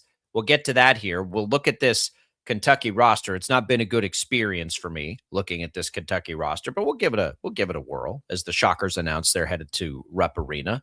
All right, what do you have on this last headline? Okay, did you see this yesterday about Colorado fall football practice? I don't think so. I don't think you did. Okay, from Dion. So these are the rules for reporters going to cover fall football practice in Colorado that is going viral across the reporting world. First of all, no documentation. There will be no note-taking of any kind, written, typed, dictated, or otherwise. No photography, videography, audio recording, sketching, or diagramming. No live coverage, no live posting, or real-time updates of any kind. There will be no reporting on injuries, player participation, limited or modified participation, the presence of any player in a non-contact jersey, the depth chart, rotations, personnel groupings, offensive or defensive schemes, trick plays, special teams looks, individual player performance in team or competitive periods, any tactical strategy or personnel information of any kind are the things that you can't report. Observation only. This practice is open for viewing purposes only, closed for all reporting, recording, and documentation purposes. Nothing observed at practice may be reported, published, posted, broadcast, or otherwise shared in any form on any platform at any time. It gets better. No devices, cell phones, tablets, cameras, video equipment, audio recorders, Meta/smart glasses, and any other recording capable devices are prohibited. Devices will be bagged and stored and returned upon leaving. This applies to all attendees, including credentialed media. This is where the backpack will come into play, blah, blah, blah, blah, blah. It's likely best just to leave your phones in your car at that point. Was this a Chappelle show? It's unbelievable. So then this is the end of the email that I got to read. If you are uncertain whether something is reportable, the answer is that it is not. When in doubt, contact the Athletic Communications Office before publishing anything connected to this practice. Enforcement. Violations of these guidelines may result in removal from the facility, revocation of credentials, and restriction of future access for the individual and the outlet, consistent with CU Athletics media policies. Thank you for your cooperation. They're not good enough for this. The prime shine has worn off. This is definitely a policy I'd be probably testing a little bit. But you're telling me I'm going to come see things with my eyes and not talk about it? That's the most unbelievable. Like, why am I here? Exactly. Like, you're basically telling me, based on the rules that you just laid out, if I showed up, watched practice, and then went on my radio show later in the day and said, they looked pretty good. Like, offensive line looks pretty good. You're gone. Get out of here. It's like, let me tell you, the quarterback looks good this year. Nope. I would need to know who came up with the policy, right? I don't know. No offense to our lawyer friends out there. They have a job for a reason, and they'll cover everything. So and they'll put it all in there, everything, to protect clients or whatever. Yeah. Like, okay. Did a lawyer write this policy out, or is this Prime's insecurity bleeding through? I don't know the answer to that. So for context purposes here, this is a thing. Like, people make rules for fall camp practices. The Chiefs, when you go to training camp, you can only shoot during designated periods when it's okay to shoot. Like, they don't want you taking video of their plays and posting those. And for reasons like that, I understand that. I think KU football, they've got their guidelines laid out. I think theirs is basically you can shoot video, but you can't post video until practice is over. You're only allowed to shoot the individual part of practice, no team plays or stuff like that. So this isn't outlandish to say. State doesn't let you do anything. They don't tell you can't talk about it. Yeah, so right? that's the part where this gets out. Like, that's the part where it's ridiculous. Like, if I can't record it, like, okay, like that's a bit much. Like, just let me shoot video of them stretching and throwing some passes. And that's really what you get at every training camp. That's kind of what it is. And I get it. I don't want to shoot your plays and post your plays or do anything of that stuff either. So I get why you do that part of it. And there's a reason that every team in the country does that. But to say that you're going to show up, you can't even bring your phone inside in case you might write something down. Like, if you're doing that, just don't have open practice. Just say we're just practice. Exactly. Like, why would I come to that? Yeah, I don't. Again, I would imagine that there is a lawyer or a communications department on campus who don't have anything better to do than to come up with some far-reaching policy that actually doesn't make a lot of sense. And again, like, sometimes an NFL team, for example, they say jump.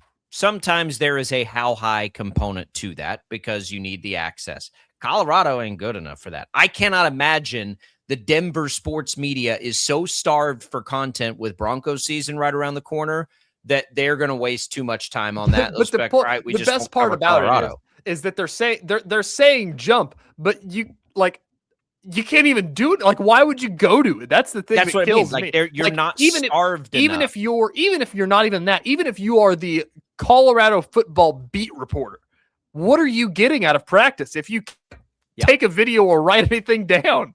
Well, it becomes the story, right? But there is a difference in the 49ers asking the media to hold off on the Kyle Shanahan wreck, right? Mm-hmm. For now, we can start to see some of the reasons there. There are a few outlying factors that he would like to address. What kind of car it was. He wanted to obviously make sure everybody knew it was his fault, all those things. There's a difference between that and an NFL team asking that favor of you and this, which feels, again, to me like somebody has too much time on their hands, and this isn't actually a thing. If we're doing the 49ers scenario, that's one thing. What if the 49ers told their media and said, hey, you can come to training camp, but you're going to put your phones in a locker, and you're just going to sit here and watch and not observe anything. And if you say anything about what we did, you're not coming back tomorrow. It's not even that. It would be like coming to practice. Let's say Kyle Shanahan, was he there the whole time, or was he still in the hospital at the beginning? I can't remember. I think he missed it. It would be like showing up to training camp and them telling you you're not allowed to report on the head coach not being here today.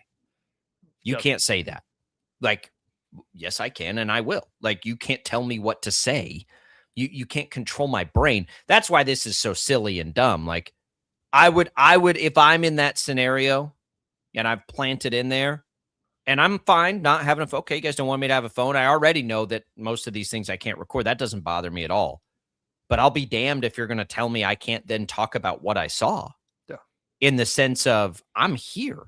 And if that's a problem, then I'm not okay. Pull my credentials to come to practice. I don't need to be here anyway. The best part about it is that like it'd be one thing, it'd be silly, and people would call it outlandish as well. But if it said there will be no defamatory, like you can't speak negatively about practice. That's a different can of worms. But yeah, that's a different can of worms. But it honestly, like that would be like okay, whatever. If you want me to come to practice and talk nice about you, like what? But in the rules that you wrote, I can't even say that you look good.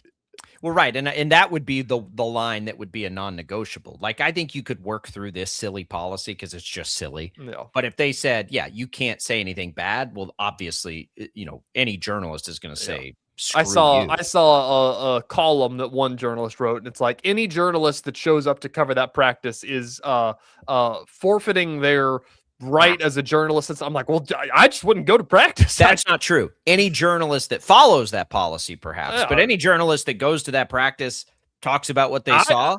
I'm telling you, if I worked in the Denver market and they sent those rules, I wouldn't go. There's no reason to go. If we're making decisions as the boss of the Denver market, it's like, can you go? Can you go jump through these hoops for maybe the last place team in the Big 12? Can you go put your nose in a circle for 2 hours against the wall?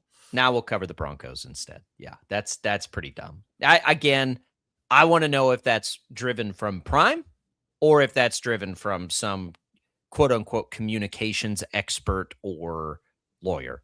I have no idea, but it doesn't make any sense. And I wouldn't waste 2 ounces of energy on it if I were there covering that. Okay. We have that. Now, one of the other items we have owed people, the Kentucky roster.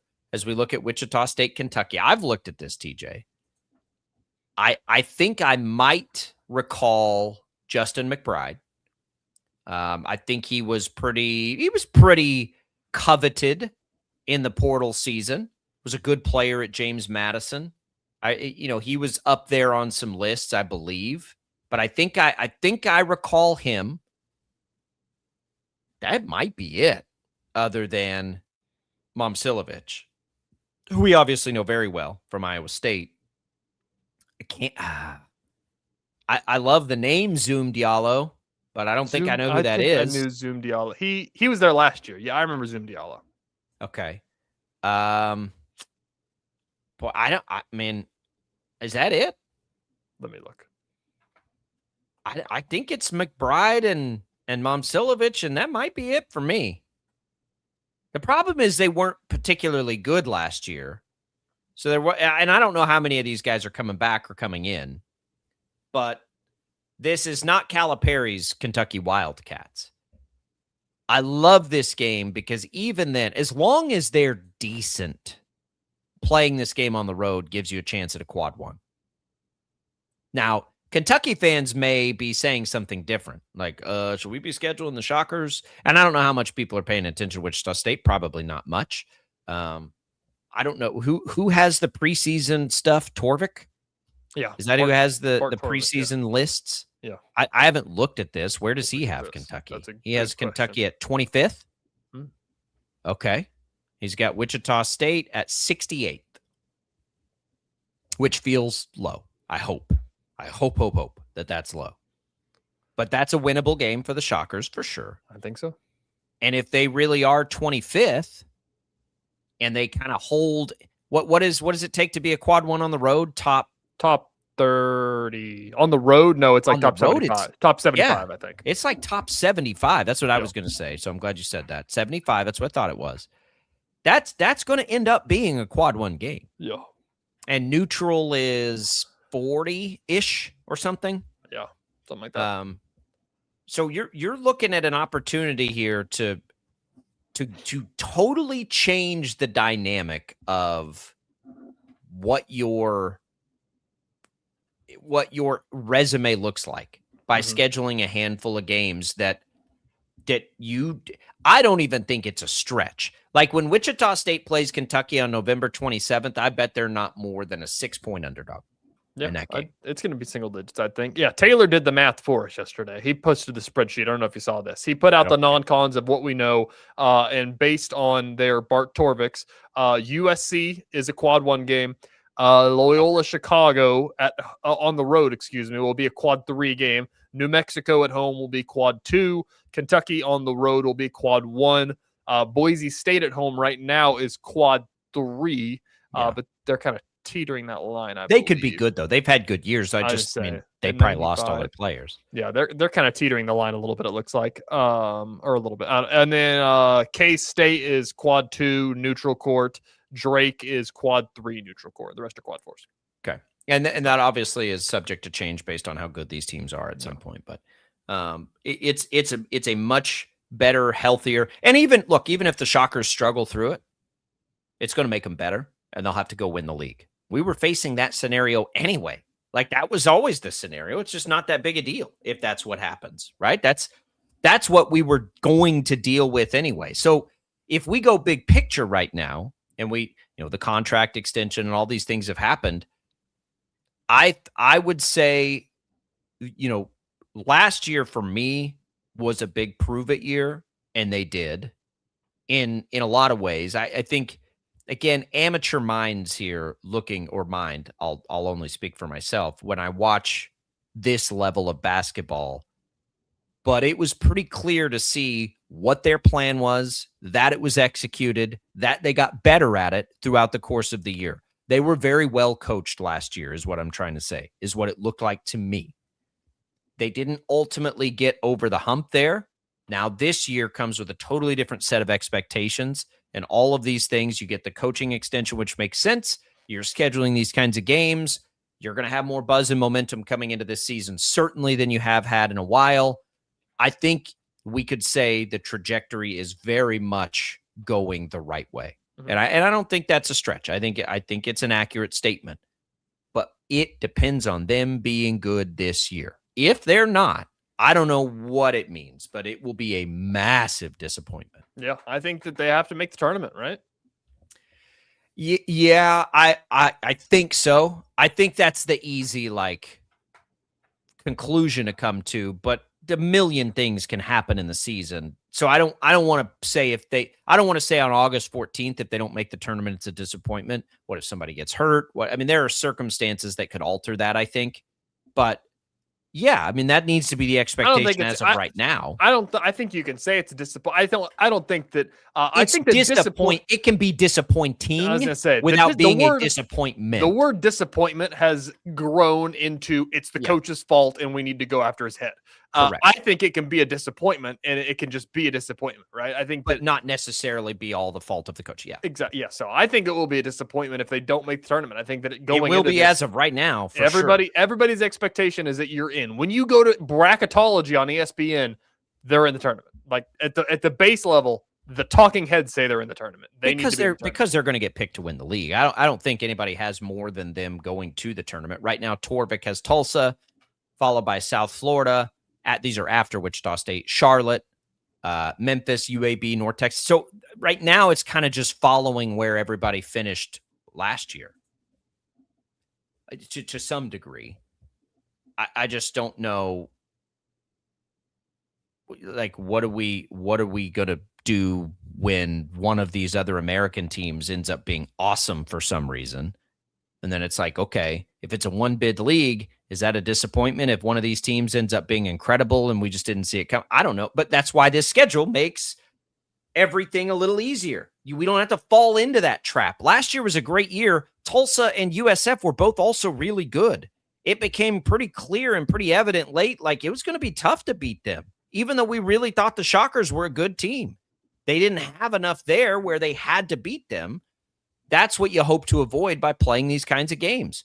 They're probably going to be a handful of good American teams to join the Shockers and not make it some foregone conclusion that they're going to run away with this thing. There's no history in this conference that tells us that's going to happen.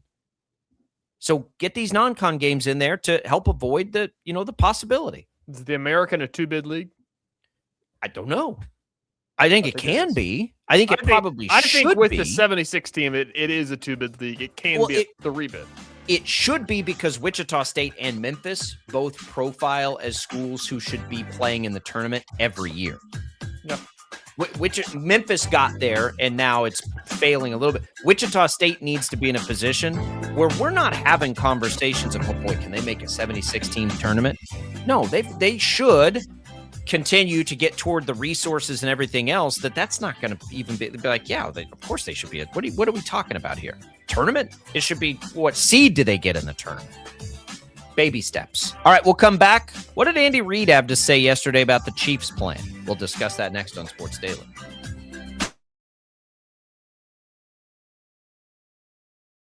Lightning, hail, tornadoes, flooding. It's the worst of severe weather, and it's coming. Spring brings warmer temperatures, but also dangerous weather conditions. Stay up to date day or night with the Storm Team 12 weather app. You'll get accurate forecasts so you can plan ahead and stay safe, no matter the weather.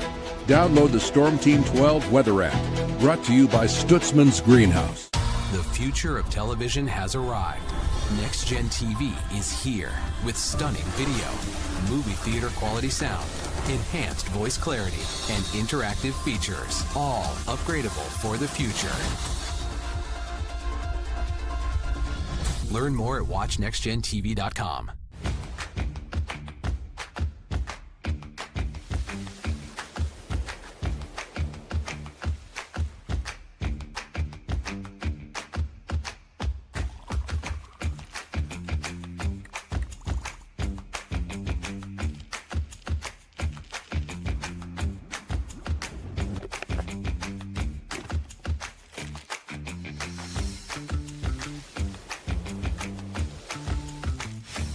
Canvas of our imagination. They tell a story. Clouds affect the events of your day.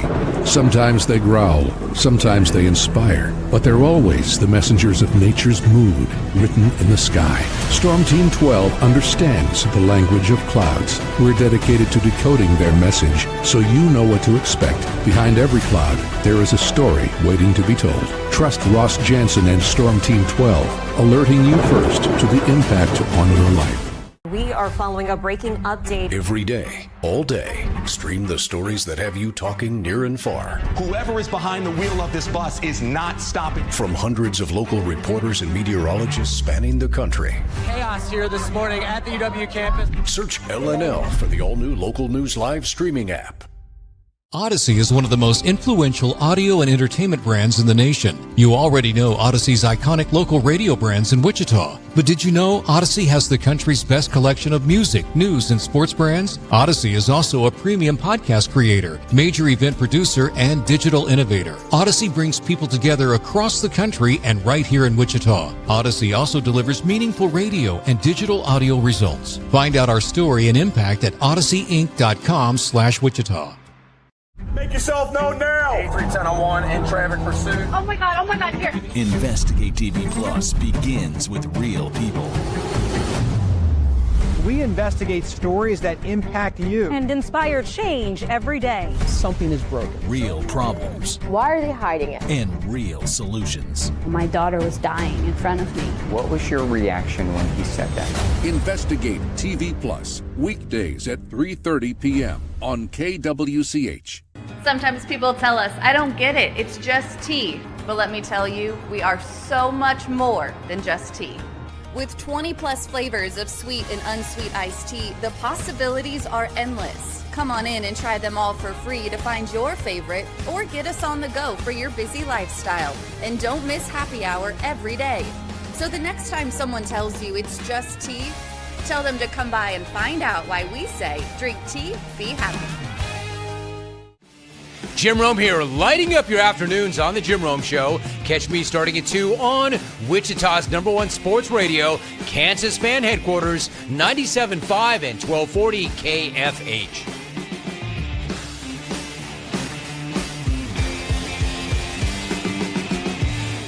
Mornings are busy. We're here to make your mornings better. We report the stories that affect you. 3 more hospital lies from contaminated apple juice just a day after the FDA issued a recall. We're here to make your mornings better. Closing east and westbound lanes of K96 for repairs. With 12 News, you're prepared for your whole day. Scattered thunderstorms across the state into the afternoon. Stay a step ahead with 12 News this morning on KWCH and KSCW.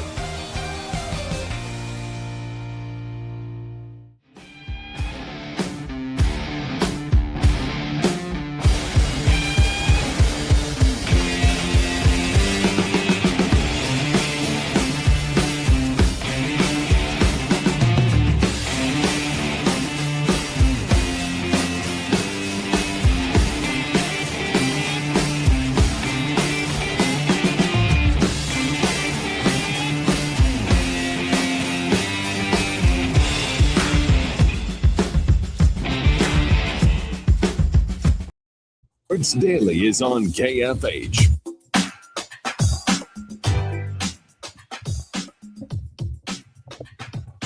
All right, welcome back in, everybody, to Sports Daily. Glad to be here with you on this Friday edition. We'll get you a free HTO. It's hot outside. You want a free cup of iced tea, more than 25 flavors to choose from. You can get one right now by texting the keyword tea to the short code 20357. That is good for East Wichita, West Wichita, or in Derby. Good luck there. Also, as everyone's getting back to school and all the other fun things happening this time of year, right now, every morning, East or West Wichita or in Derby, before 10 a.m., you can buy one, get one 50% off on all brew house drinks. That's everything but the iced tea. All the other drinks available, buy one, get one 50% off until 10 a.m. until September 12th. Good luck, and message and data rates apply on that contest. All right, we come back in, TJ. The Chiefs give us the plan. No surprises with Patrick Mahomes. He will, he's not going to play. I don't think he's going to play at all in the preseason. I'm beginning to lean that way. I feel like usually this is the one that he does. I based on Andy Reid, and he always says it otherwise. He usually will say they're going to play a half the first game, they're going to play a quarter the second game, and they'll play a couple drives the third game. That usually ends up being they play maybe a quarter the first game, more like 2 or 3 drives if they're short. Then it turns into like 1 drive the second game and then 0 the third game. Is typically there's not a lot of consistency in what Andy Reid does with the preseason. There have been years where he plays them a lot early, plays them a lot later. Like, he never tells the truth. It's a running joke now. He had one yesterday that he ended with, great question though. Like, he's not gonna tip his hand. Yeah. But he definitely did with Mahomes and said he's not playing. So I don't think there's enough to gain right now by playing Mahomes. Like, I'm not so concerned with the lining up under center, because they can cover most of that stuff in practice. I don't think he needs live reps to take more snaps under center. Yeah. He can literally do the same thing in practice. So he's rehabbing a knee injury. He's ahead of every schedule. I still think he will play week 1 of the regular season, but I also think you've got a chance for 4 more weeks of rehab here. Just play it safe. This is where it's interesting. I know Pete Sweeney talked about this, beat reporter for the Star. He brought up the point is that he looks like he's healthy and he could play in these, and that he would, just because, as he said in the past, he wants to go get hit the one time. He just needs to feel somebody tackle him just to, to get it in your brain of like, okay, I don't like, and for us normal people, it would be, okay, I don't need to be scared anymore. Right. He's not a normal person, right? He's obviously a pro super athlete, but there's still the mental part of it of like, my knee's hurt. I don't want to hurt my knee. I need to get tackled to know that my knee will be okay. I think that there's a little bit of that. I think he would tell you that. Maybe. I mean, he maybe always not in week, not in the preseason, but like, I think that he would say that somebody tackle me in practice once. Yeah. He'll be fine. He'll be fine in that regard. He'll take a hit at some point, and we'll know. I know. I don't think it'll make him play scared. It doesn't make a lot. I mean, we're way ahead of schedule here. I don't know where he is in his rehab. I know he's cleared, but like, why? And that's what was funny about then Chris Jones got up there And he was like, why play the starters? I hope I don't play. I hope Andy Reid doesn't make me play. I really don't want to do it.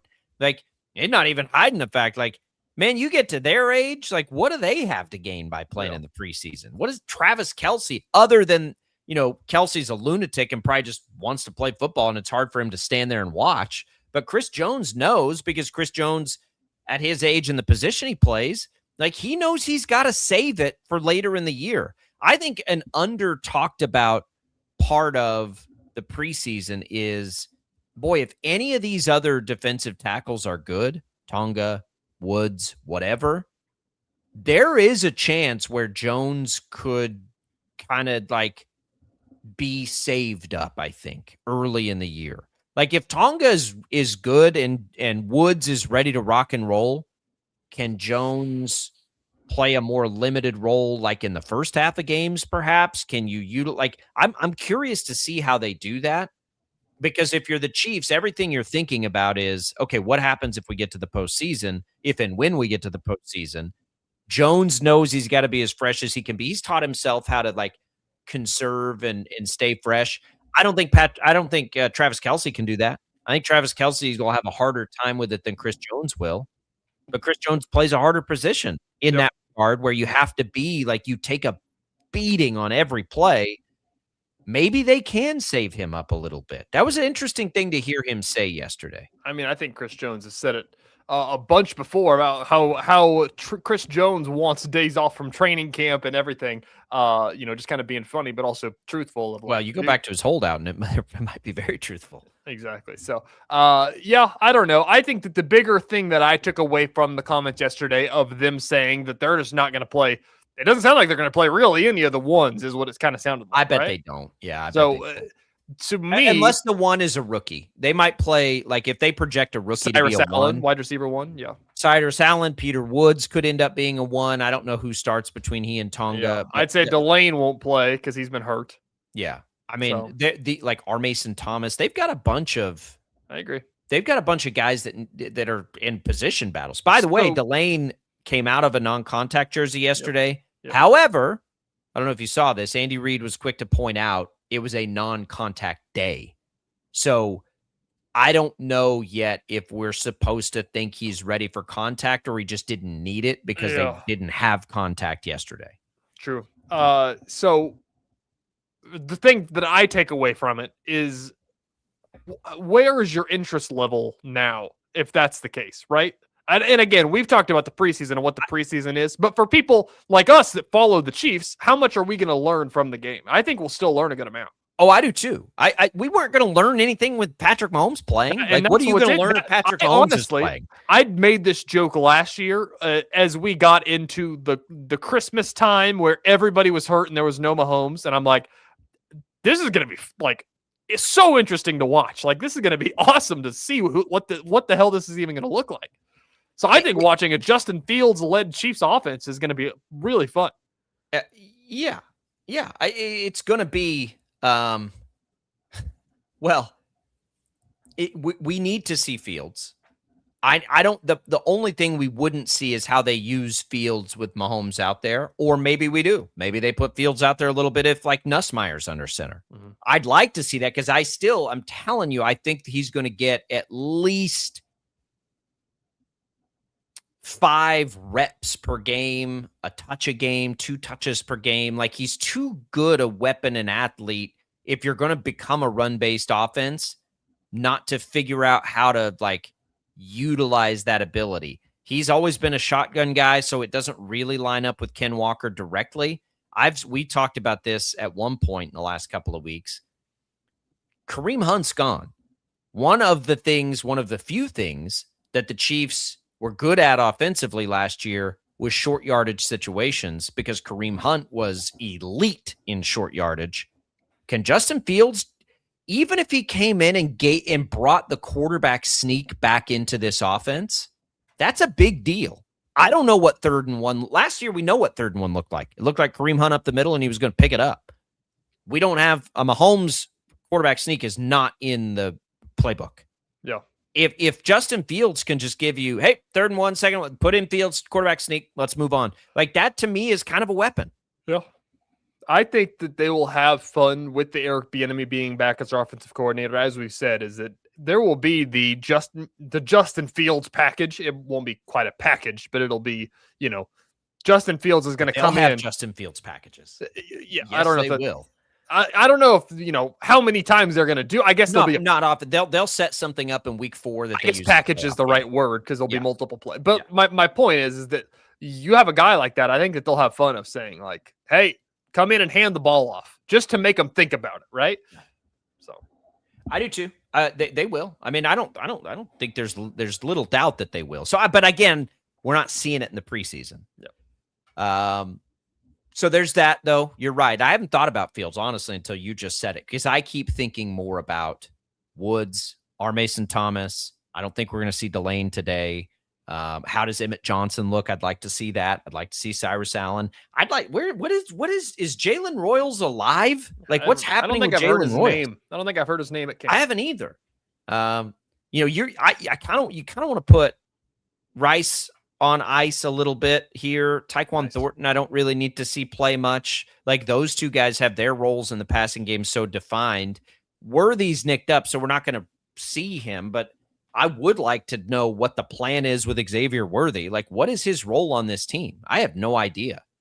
If Rice and Kelsey are your target monsters, which they almost certainly will be, and Thornton is your deep threat, which I think he should be, what is Worthy's role?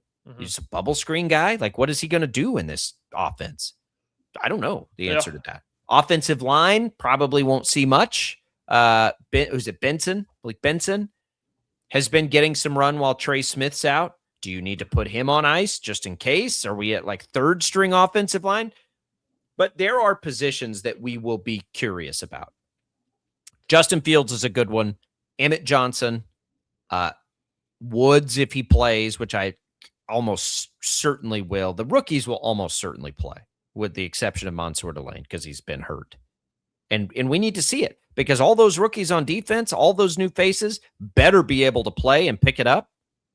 How much do you want to see FAU and his alleged resurgence a little bit? He's been getting good reports. That's what I've heard. That'd be a big deal. It's a first-round pick. If you can get him to finally figure it out, that would be a really big deal for the Chiefs' defensive line, especially with Peter Woods, if everything that they've been saying about him is true too. That'd be good. They needed a defensive line. They didn't really have one last year. Yeah, the defense doesn't work, in my opinion, right now if they don't have a better pass rush. I know Spags might be a Hall of Fame defensive coordinator. It is too much to ask of that young secondary and him to be as good as they've been the last few years. So how do you counteract that? You have a really good pass rush, and they don't need to be. They have, man, you've got a potential here of bodies that you assume make the roster, like 7-8 guys. It's the Seattle model we saw a year ago. And that's why I'm always wondering about how Chris Jones is used in it. I think they might just rotate all these guys like crazy and try to just have fresh bodies rushing the passer all the time. And I am not opposed to it, because I don't think Karlaftis is some elite player that has to be on the field all the time. Like, I'd rather see fresh. Like, if that works out, go for it. They've just never done that before, really. Yeah, I agree. They're going to keep Nussmeier on the 53-man. People are acting like they have to. I don't think they have to. I mean, I think they probably want to. I think with Mahomes' knee, you probably should. But I don't think they have to. Why? The Chiefs don't have to carry 3 quarterbacks. I know, but they have before. And Nussmeier seems like he's better than Shane Buechele. Yeah, he seems like a project. We like him because we saw him in college. Also, we all know who he is. If Justin Fields works out, like, Justin Fields is just going to be your backup quarterback. And he's in his 20s, isn't he? They're two totally different players. They are, but like, if Justin Fields is the quarterback, if Nussmeier's the quarterback, the offense may look a little more like if Patrick Mahomes is the quarterback. Yeah. If Fields is the quarterback, they're going to have to do something completely different. I'm curious. So I absolutely think they'll keep all 3. They kept Shane Buechele when the backup was Chad Henne, because it's like, well, yeah, Chad Henne's going to retire. We need a backup quarterback. You're still always looking for a project at quarterback. Yeah. I mean, you never know what's going to happen at quarterback. Patrick Mahomes tore his ACL last year. That's true. We saw Chris Oladokun play snaps. He'll play today. He'll play most of the preseason. I bet you he has the most preseason snaps. You gonna say his name right this year? You said Oladokun. Now I thought it was the Ryu Oladokun. I don't know. You may need to look that up because you guys have always told me I've it's like always the said Street Fighter guy that shoots the fireball out of his hands. Oladokun. The first time you said it on the radio, you said a lot of Oladokun. I said Oladokun the first time. We're getting there. Whoa. Looky there. There's Paul Savage. Is here. He's coming in hot. We got fall third hour. TJ, appreciate it. Safe travels back home. We'll have TJ in on Fridays, and we should be good to go. Paul Savage joins for a third hour of Sports Daily. That's right on the other side. Don't go away.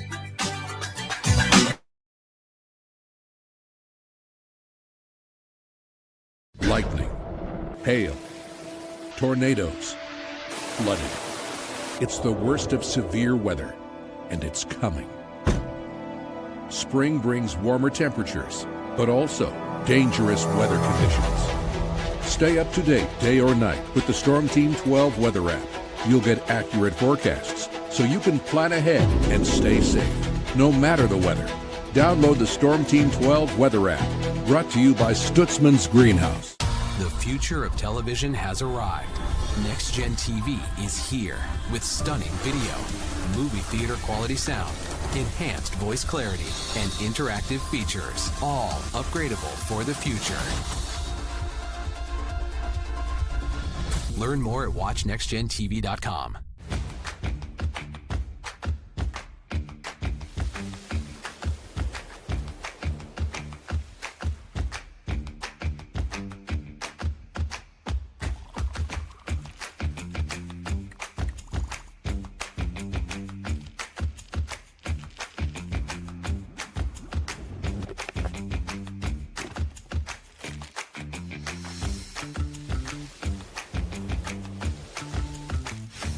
Canvas of our imagination. They tell a story. Clouds affect the events of your day. Sometimes they growl, sometimes they inspire, but they're always the messengers of nature's mood, written in the sky. Storm Team 12 understands the language of clouds. We're dedicated to decoding their message, so you know what to expect. Behind every cloud, there is a story waiting to be told. Trust Ross Jansen and Storm Team 12, alerting you first to the impact on your life. We are following a breaking update. Every day, all day, stream the stories that have you talking near and far. Whoever is behind the wheel of this bus is not stopping. From hundreds of local reporters and meteorologists spanning the country. Chaos here this morning at the UW campus. Search LNL for the all-new Local News Live streaming app. Odyssey is one of the most influential audio and entertainment brands in the nation. You already know Odyssey's iconic local radio brands in Wichita. But did you know Odyssey has the country's best collection of music, news, and sports brands? Odyssey is also a premium podcast creator, major event producer, and digital innovator. Odyssey brings people together across the country and right here in Wichita. Odyssey also delivers meaningful radio and digital audio results. Find out our story and impact at odysseyinc.com/Wichita. Make yourself known now. 310-1 in traffic pursuit. Oh my God, here. Investigate TV Plus begins with real people. We investigate stories that impact you. And inspire change every day. Something is broken. Real problems. Why are they hiding it? And real solutions. My daughter was dying in front of me. What was your reaction when he said that? Investigate TV Plus, weekdays at 3:30 p.m. on KWCH. Sometimes people tell us, I don't get it, it's just tea. But let me tell you, we are so much more than just tea. With 20 plus flavors of sweet and unsweet iced tea, the possibilities are endless. Come on in and try them all for free to find your favorite or get us on the go for your busy lifestyle. And don't miss happy hour every day. So the next time someone tells you it's just tea, tell them to come by and find out why we say drink tea, be happy.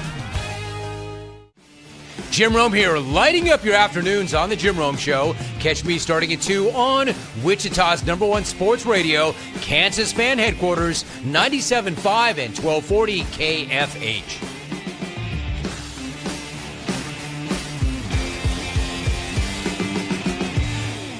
Mornings are busy. We're here to make your mornings better. We report the stories that affect you. 3 more hospital lies from contaminated apple juice just a day after the FDA issued a recall. We're here to make your mornings better. Closing east and westbound lanes of K96 for repairs. With 12 News, you're prepared for your whole day. Scattered thunderstorms across the state into the afternoon. Stay a step ahead with 12 News this morning on KWCH and KSCW.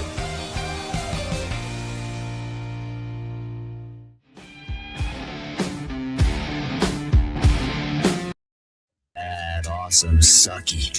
I absolutely cannot face this. Wait a minute. It's Friday. I forgot. It's Friday. It's Friday. What you do? Today is Friday. You've waited all week. You've been waiting. Monday, you got through it. Tuesday, you got through it. Wednesday, you started to smell it. Thursday, you were right on top of it. And now it's here! It's Friday! It's time to rock and roll!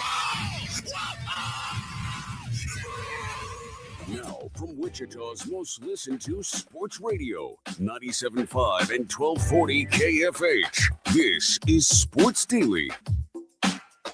And welcome back in, everybody. Again, thanks to TJ Cleveland for stopping in there, spending a couple hours with us as Brady gets his mouth fixed up. We've got Paul Savage in for hour number 3. Looking forward to another fall with Savage and making picks and talking high school football and doing all the things in football season that we love doing with the big fella here on Sports Daily. It is Jacob Albrocht and Paul Savage for one more hour live. 3 hours live, Paul. 3 hours now. Wow, I'll tell you what, that's a lot. And I'll tell you, I'm wondering, can the world handle that? No, it's not us. It's not us. I'm talking about the world. Are they man enough or woman enough to handle that? What did the world do to deserve it? You know, like that's another way of that's looking what a at lot of people are thinking. Jacob Albrocht here. There's Paul Savage, Max Power producing. He's got your KFH hotline at 869-1240. We've also got you covered on the video streams. Thanks for watching us on 12 News Connected, on Facebook, on YouTube, on X, all those social channels. You can just leave a comment right there. We can get them out over the screen. It took me a minute. Terry Cleveland, I thought that said TJ. If you didn't see TJ's backdrop in the video screen, he is visiting home, and it was awesome. So go back and watch that on the video stream. You can watch back anytime. You can also listen back anytime on the Odyssey app, and you can leave us voice messages if you do. Paul, everything we're talking about here in this final hour, we'll kind of cover some of the preseason football action. Anytime we get Savage in here, we're going to talk a little football. So we'll talk about some of that, some debuts and things from yesterday. It was all coming for you. What's on Tap, brought to you by the Wichita Brewing Company, your summer spot, pizza and apps, the whole group will love, seasonal beers, full cocktail menu for the adults, and new dirty sodas and homemade root beer that keep the kids happy. WB, see you this summer at Wichita Brewing Company. Paul, have things been going? You getting ready for another school year here? Oh, getting ready. I mean, meetings, staff meetings, stuff like that. It's always a lot of fun. It's always fun to get back with the coaches because you kind of lose touch with them here and there with certain guys. But it's really a lot of fun getting ready.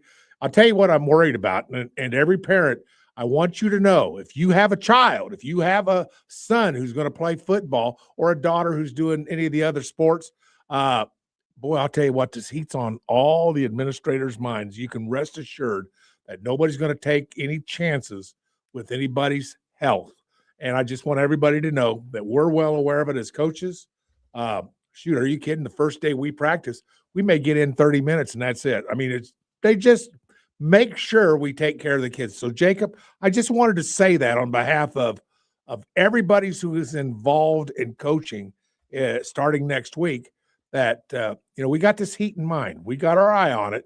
And we're going to do our very, very best to keep all the kids safe. I hope you didn't mind me throwing that in there. No. That was a serious thing. I didn't mean to be so serious. It is. Right? It's serious heat. But we get a little relief this week. You know what's crazy about it, Paul, is we've just been, we've been so fortunate.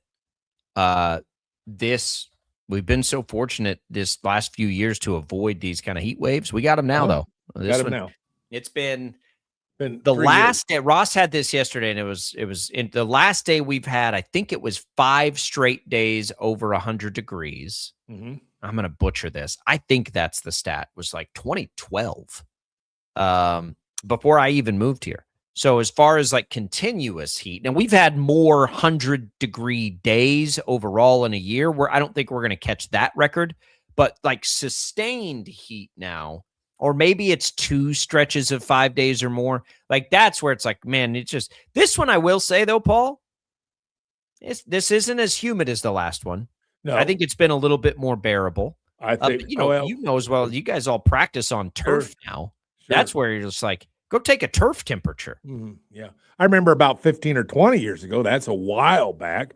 We had 22 days straight of over 100. I remember that, where things were starting to fail. Mechanical things, fire hydrants, things that made of metal, believe it or not, were starting to fail. And that was an amazing thing. But I just wanted to point out that everybody's, what's the one thing everybody's talking about? Well, that's the heat right now. And that once we get to next week, we're going to be very, very careful and love up those kids and not let anything happen to them. So we'll take good care of them. We'll get lots of water headed out the door. Oh, gosh, yeah, that's right. You got it. Yeah. And Savage. Now listen, spring chicken. You be careful out there in the heat. We always appreciate that. We always, when we're always take care of your older relatives and friends and your pets. Yeah. And every time I hear take care of the elderly, I'm like, oh boy, we better check on Savage. Or the pet, one of the two, right? Yeah. Either one. I'm kind of like a pet to you guys. We better check it. Savage is out there running around screaming at kids on the turf. We better make sure he's good. That's right. Yeah, you got to listen. I consider that as a factor as well, my friend. Thank you. It is a fact of life. We're all getting older, always, That's right? It. How's you ready for football, Paul? Oh, I'm ready. Yeah. Oh, I'm just sitting here waiting. Our first day happens to be Tuesday. And the weather, at least as I've checking yesterday, was 99 for the high. That can change, but 99 is enough to say, well, we're not going to get a full 2 hours in. When do you guys practice in the mornings? No, we practice at 4:00 in the afternoon. You have to now because school's starting. That's right. That's right, because school's starting, and we don't have lights. At East, we don't have lights, so it's not like we can really. Yeah, we don't have any lights. We got a field and all right those there great off of facilities right there behind the school. Okay, no lights, but that's okay. I mean, that's just the way. Yeah, it is. We'll cool off. Everybody's in. We'll all cool off. It'll be okay. We just got. It's just summer. It's a hot summer. That's it. We'll be fine. Oh my gosh! Did you say it gets hot in the summer? I did not know that. I got you. I got it. Well, thanks for letting me get that off my chest. That needed to be said. Yeah. All right, there you go. How much are you a preseason guy, Paul? How much? I've been watching. I've been paying attention to it. Sure. Yeah. Why not? Yeah. A couple of interesting things going on. I always. It's hard to watch it. And we're going to set this up for the next segment. It's hard to watch it because you don't know. Like every team handles it differently. Like if they're back in the day, Paul, it was kind of cookie cutter what happened in the preseason, right? You go to week 1, starters play like maybe a series. You go to week 2, maybe they play a quarter. You go to week 3, they play a half, and then they don't play in week 4. That was kind of the way it was for a long time. At least that's what I remember it being. Mm-hmm. But it is nothing like that anymore. There's 3 games. There are teams that won't play starters a second of preseason football. There are teams that will play a lot of starter minutes in preseason football. We saw Jordan Love in action this week. He played last night.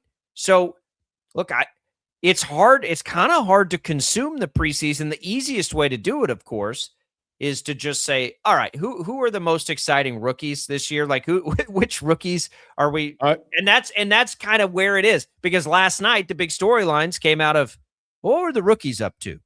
And 2 of them, Daniel Mendoza and Jeremiah Love, on full display there last night in the same game. It just so happens to be. But there are interesting things happening in the preseason. Just, people don't take too much into it. Cam Ward played a little bit last night. We can give you thoughts on Will Howard. All the Pittsburgh quarterbacks looked good. Is Will Howard going to challenge anybody there? Like, who's the best? There are little bits and pieces that you can spit from. But as we learned, and as TJ and I mentioned, Paul, it ain't going to be much from the Chiefs. Patrick Mahomes is not playing. I assume you are on board with that plan coming back from the ACL. I am good with that. That is not a problem with me. Not that injury. There are more injuries that happen in training camp, it feels like, than there are preseason games. So it's not like he's, all the risk is only taken in a preseason game. Practice, I mean, the practice injuries this season have been brutal. Yeah, you got guys being lost for the season. And by the way, with Patrick Mahomes, even if it was regular the way we've always done it, I don't have a problem with him not playing at all.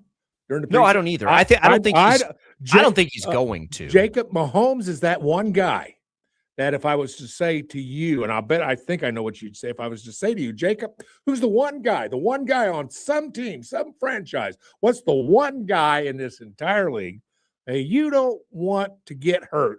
Who would it be? I think you might say Patrick Mahomes, because I know I'd say Patrick Mahomes. When you consider he's coming off an ACL injury, especially. And that's even a bigger part of that. But you can't play this guy. Don't. But he typically does want to get some reps in a preseason. Every player's different too. Well, they're not going to let him this year. I don't think they're not going to. I don't think so. But like Chris Jones came out yesterday and said, "Yeah, I don't want to play in the preseason. Why would I want to do that? I don't want to do that. I hope Andy Reid doesn't play me." Patrick Mahomes is never going to say that. Patrick Mahomes wants to play in them. He's not. This year, I think Mahomes is very much as a maturing player knows, like, that doesn't make a lot of sense for me to play in the preseason. Like Kenneth Walker, do we really want to put any risk on him? He's such a big part of what they plan to do this year. I probably wouldn't play him. There are guys that I would, but not those guys. We'll talk about the Chiefs a little bit later. When we come back, let's take a look at some of these preseason games yesterday. What did we see? Most notably, out of the number 1 overall pick, Fernando Mendoza. Early returns. We'll have it next. It's Jacob Albrecht. It's Paul Savage for the final hour of Sports Daily to wrap up the week. Don't go away.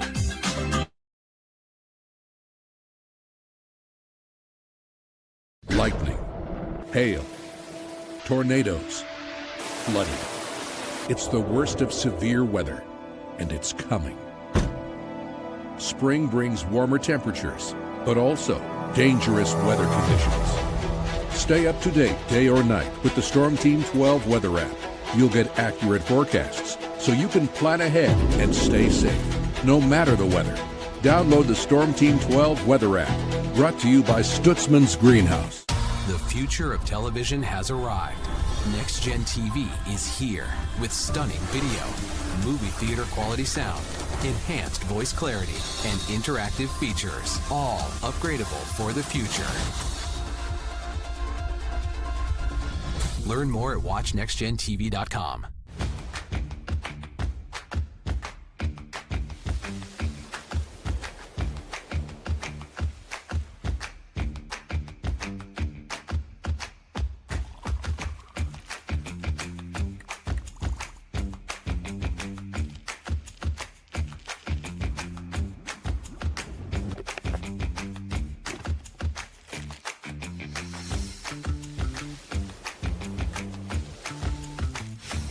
Canvas of our imagination. They tell a story. Clouds affect the events of your day.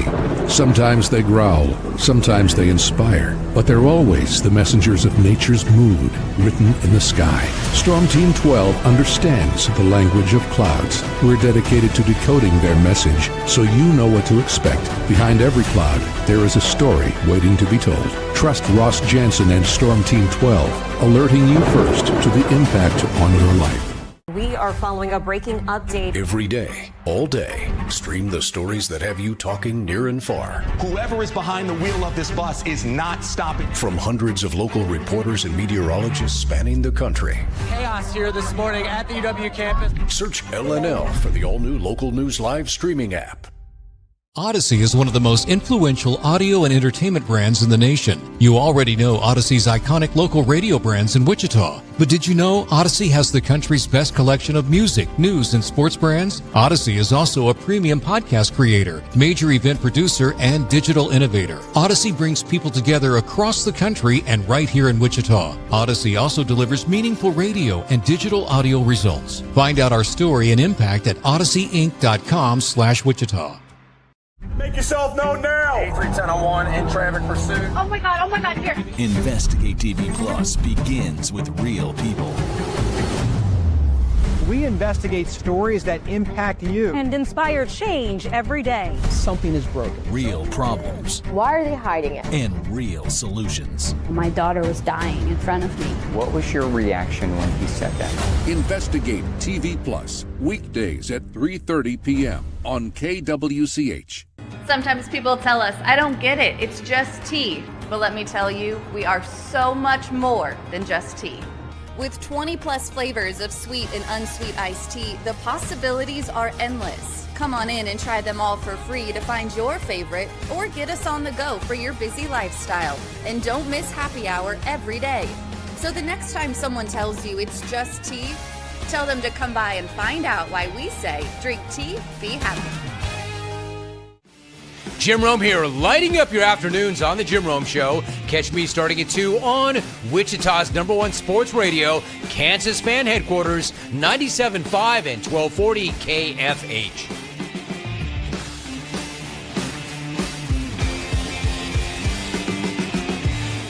Mornings are busy. We're here to make your mornings better. We report the stories that affect you. 3 more hospital lies from contaminated apple juice just a day after the FDA issue a recall.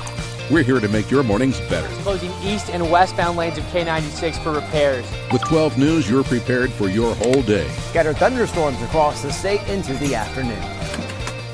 Stay a step ahead with 12 News this morning on KWCH and KSCW.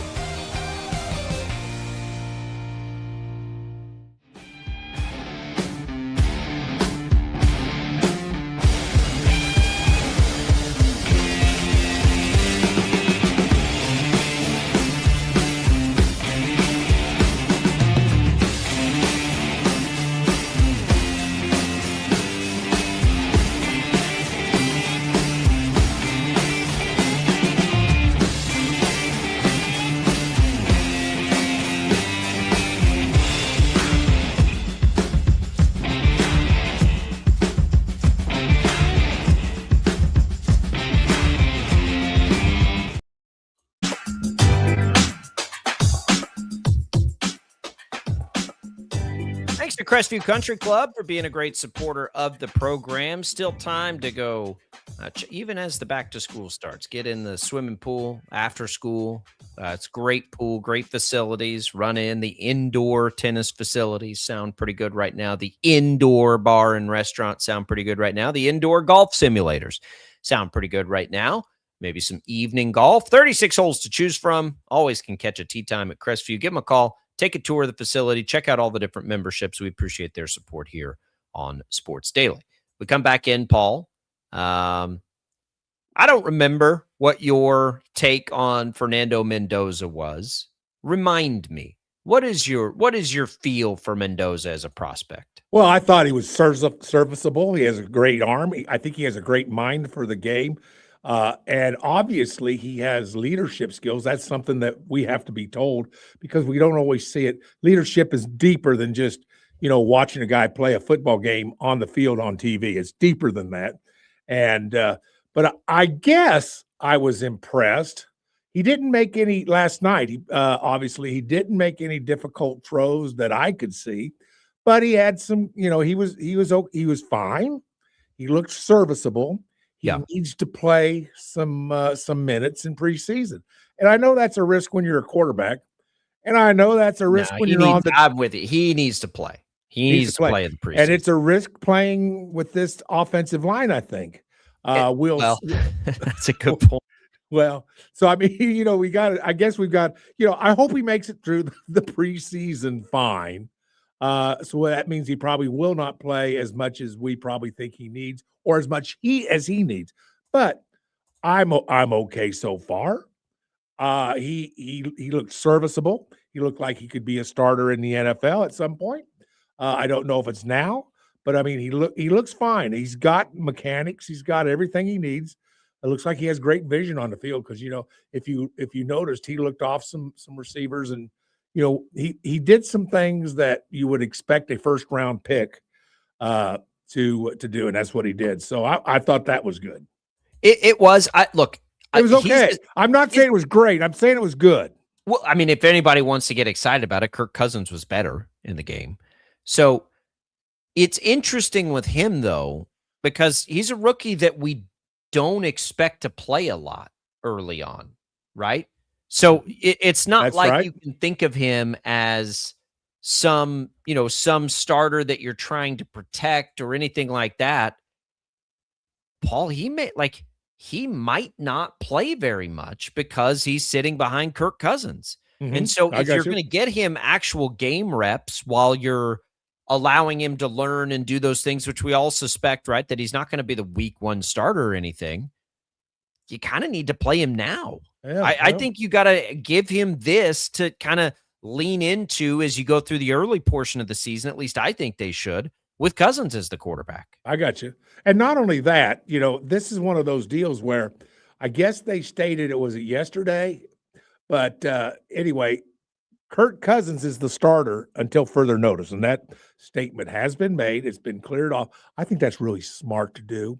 I think it's really smart to do because that takes a lot of the pressure off of Mendoza to get him to where you want him to be, and I think that's smart. But Kirk Cousins is the man, and you're right.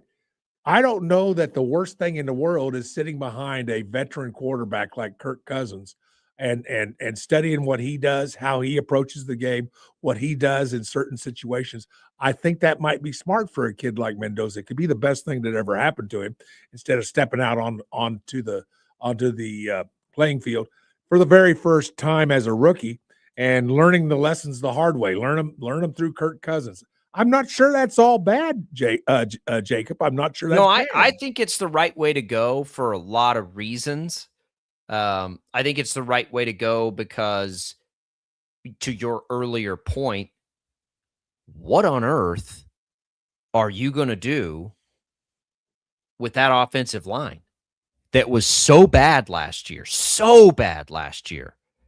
Are you really confident in that offensive line to be that much better right out of the gates? Now, it should be better. Interesting, yeah. It should be a little better. They've made some changes and made some additions and those kinds of things.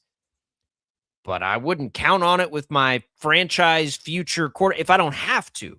And they don't have to. Now, if they had a great offensive line, I think you're more maybe inclined to say, Mendoza, get out there and get it. I think every player is different, Paul, in which players benefit from sitting early and learning, and which players benefit from just getting out there and letting it rip. We have long track records of both methods working, right, or not working. So I think sometimes we try to make that too cookie cutter. I think every situation's different. The Raiders situation, the reason I thought the Kirk Cousins signing was so smart is because, man, you've still got a lot of holes on that roster. They're not overloaded with talent. Now, they have a great young tight end. I think they have a great young running back. Okay, not much at wide receiver, but it's that line. I mean, what would you do? What would that do to a young player? What do you think? What do you think would happen with a young player? You just run them out there like that, and they just get hammered and can never. They get quick feet, right? Like they're thinking about it.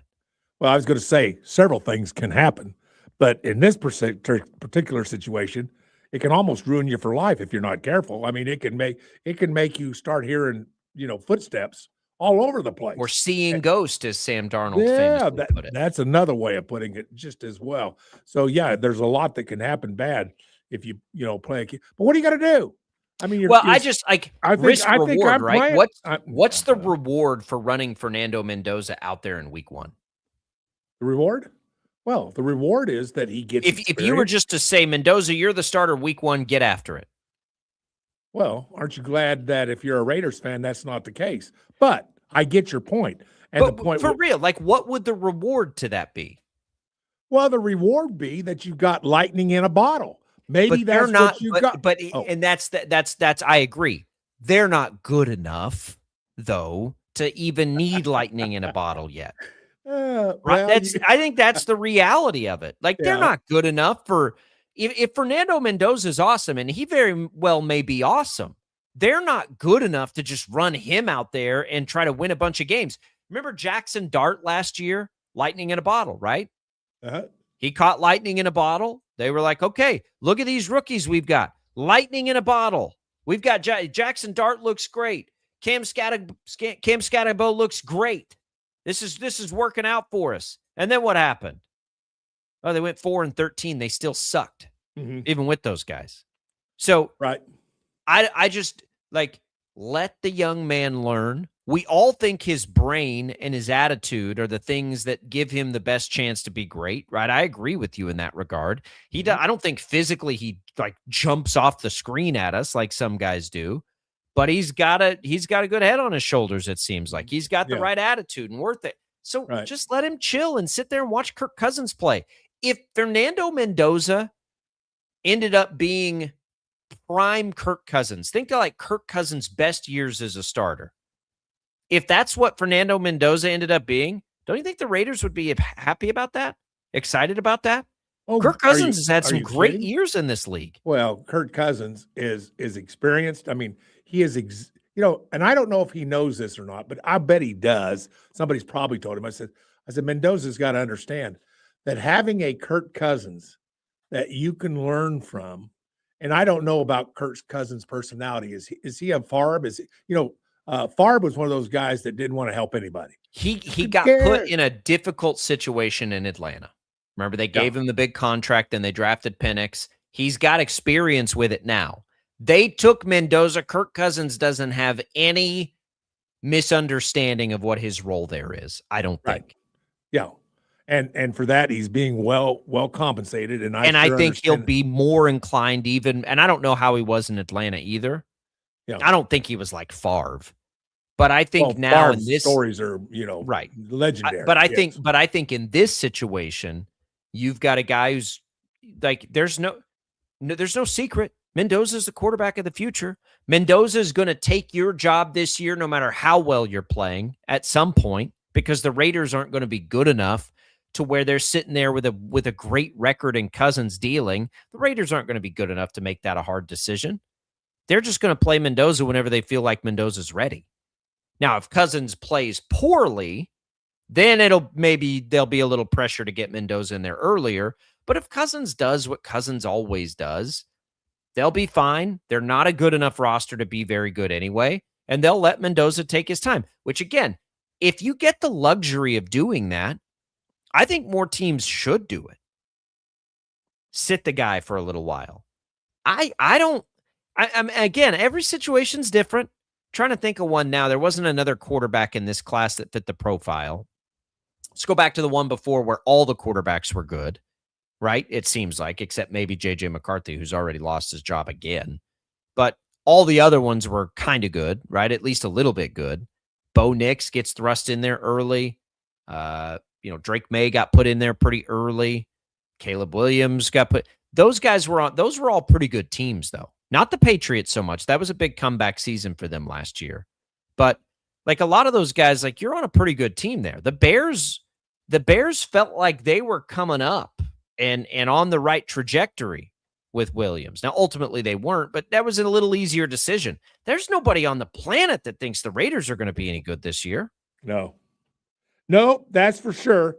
And with that part being said, we just both know that you have hope, and it's awful nice to have hope. There's more hope with Mendoza, I'd say, than when Patrick Mahomes came to the Chiefs. I mean, we knew he was going to be a good quarterback. We didn't know how good he was going to be, and that's the same thing. But I'll tell you what, there's higher expectations with Mendoza than there was with Patrick Mahomes, wouldn't you say? Yeah.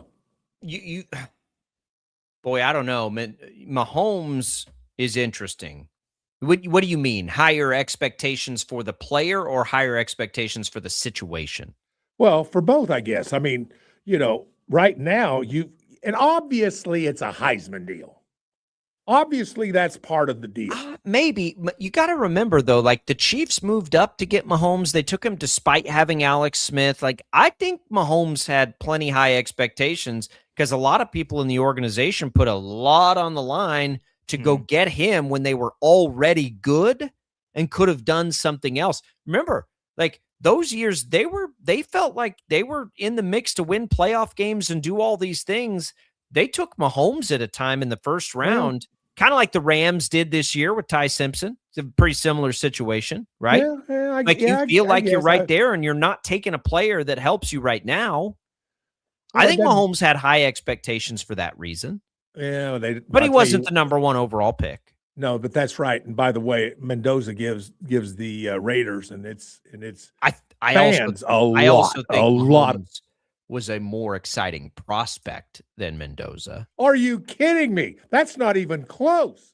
But just like when you watched him play, like Mendoza was the best of the class and should have been the number 1 overall pick. But as far as like coming in, I mean, I was more interested in Mahomes than Mendoza. Yeah, let me give you a little test. Let's just see this theory of yours. On a scale of 1 to 10, where do you rate Mendoza as flashy?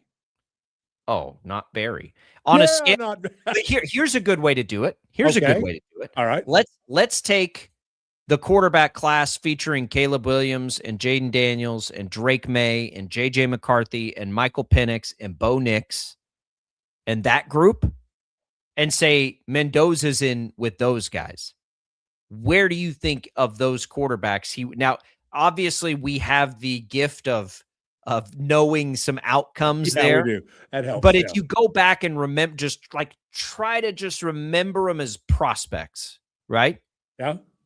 Where would he have gone in that draft? In your list you just stated, you had Bo Nix as the last one you mentioned. That I think that was the order they were drafted. I don't care. I was going to say I put Mendoza right after Nix. That's my point. You liked Nix as a pro prospect better than Mendoza. I liked everybody on that list better than I did Mendoza. Right. I don't know why, because he's solid on the things that he does. But I'll tell you what, we live in a world of it would have been about flash. like Nix for me, who's ended up being really good. Yeah. He's not surprised. bad. Still got up. Yeah, go ahead. Jury's still out on Penix. Jury's still out on McCarthy, but they don't look like it's too promising that they're going to be very good. But the other ones, May, Daniels, Williams, Nix, like those all ended up being good. So I'm with you. I probably would have said, okay, Mendoza, maybe after Penix and before Nix. That's probably where I would have ended up with Mendoza. But what the hell does that mean? It doesn't mean anything. It just means he happened to be the best quarterback in a year that was a little light on quarterbacks. There are a lot of scouts, Paul, that love Fernando Mendoza. I think as the season wore on with Indiana, we probably all started to like Mendoza more as we got to know more about like his attitude and personality. Because you hear him talking about, okay, this dude loves football the way you've got to love football. Like that became really clear. Then we saw him keep continuing to perform at some of the high levels, leading his team to wins, but he's not flashy. Now, he's not Joe Burrow out there. He's not Caleb Williams out there. So what does that look like? I've always thought, I laughed when they said they were bringing in Kirk Cousins, because when I like was trying to think about, well, what might Mendoza be in the league? I really genuinely, I was like, well, man, if he could be the best version of Kirk Cousins, that's a pretty good win for the Raiders. That's what he looks like to me. It's what he feels like. Kind of corny, really smart, that weird football energy that comes out. And that's kind of what I thought about Mendoza. So now Cousins is there. Cool. They kind of feel like the same player to me. I'm telling you, like if Fernando Mendoza ends up being the best of Kirk Cousins, that's a win for the Raiders. That's a good quarterback. Well, and he could be there a long, long time. Right. And so yeah, that's right. And it's just different. I mean, we're so used to the flash anymore. It's quarterback position. Because the positions changed, right? We see guys run around a little bit. Yeah, it used to be Johnny Unitas. It used to be Art Starr. I know you probably don't remember him. I was very little, and I do sort of remember those guys. Max just said Otto Graham. Oh, now, Max, come on. Now you're just messing with us, Max. Yeah, now you're just showing off, aren't you, Max? But anyway, but I get the point. There was a day when you wanted the quarterback to be a father figure. If you were, that was a long time ago, but that was the day. And Mendoza is about the closest thing to that type of person. He's very religious. He's very calm. I wouldn't imagine that Hernandez would ever do anything wrong. Nothing wrong. He off must the not. field, right? Off the I field. think you're winning those battles before. Yeah, I agree. Yeah, but he still has to be in the NFL, good enough to be an NFL quarterback, talented enough to be an NFL quarterback. And I think he probably threw about is. 50, he threw less than 50% last night and didn't throw an interception. I think any time with the rookies, we look at it and we're like, did they throw an interception? And if they didn't, we're like, okay, that's pretty good. It was fine. It was fine. No big deal. All right, we'll come back. I want to get Paul's take on all the potential changes coming to college athletics. Right. All the legislation that's out there, what needs to be fixed, what can be fixed. Of course, This is politics and the NCAA colliding, just a masterclass in never being able to accomplish anything. But we'll discuss it, see what his take on it is when we return on Sports Daily.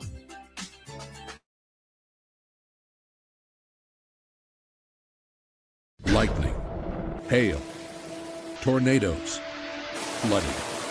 It's the worst of severe weather, and it's coming. Spring brings warmer temperatures, but also dangerous weather conditions. Stay up to date day or night with the Storm Team 12 weather app. You'll get accurate forecasts, so you can plan ahead and stay safe, no matter the weather. Download the Storm Team 12 weather app, brought to you by Stutzman's Greenhouse. The future of television has arrived.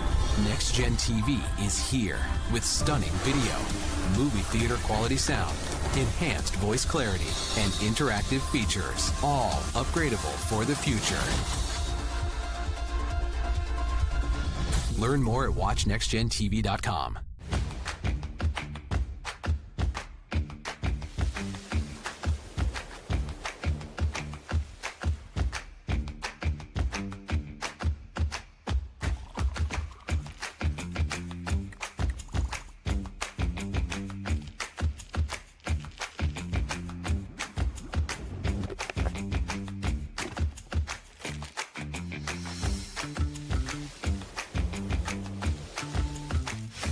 The canvas of our imagination. They tell a story. Clouds affect the events of your day.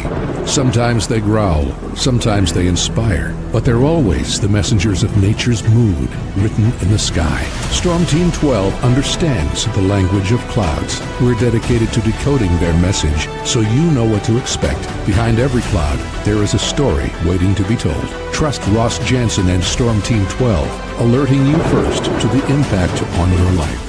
We are following a breaking update. Every day, all day, stream the stories that have you talking near and far. Whoever is behind the wheel of this bus is not stopping. From hundreds of local reporters and meteorologists spanning the country. Chaos here this morning at the UW campus. Search LNL for the all-new Local News Live streaming app.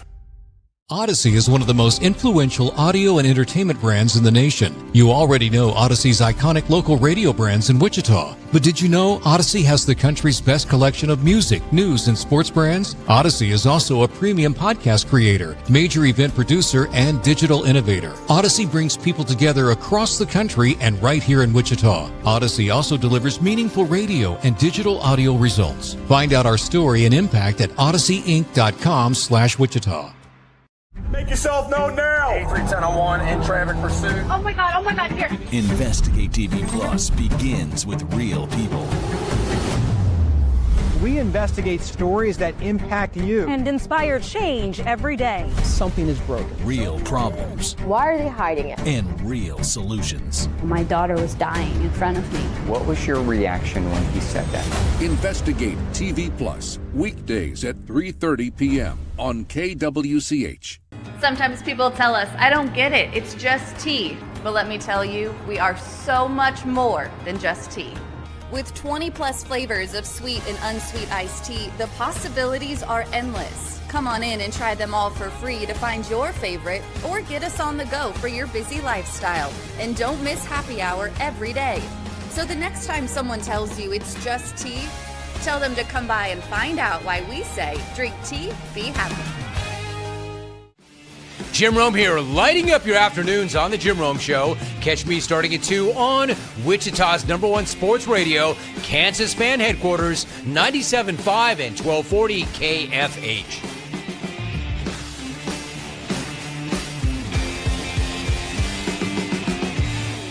Mornings are busy. We're here to make your mornings better. We report the stories that affect you. 3 more hospitalized from contaminated apple juice just a day after the FDA issued a recall. We're here to make your mornings better. Closing east and westbound lanes of K96 for repairs. With 12 News, you're prepared for your whole day. Scattered thunderstorms across the state into the afternoon. Stay a step ahead with 12 News this morning on KWCH and KSCW.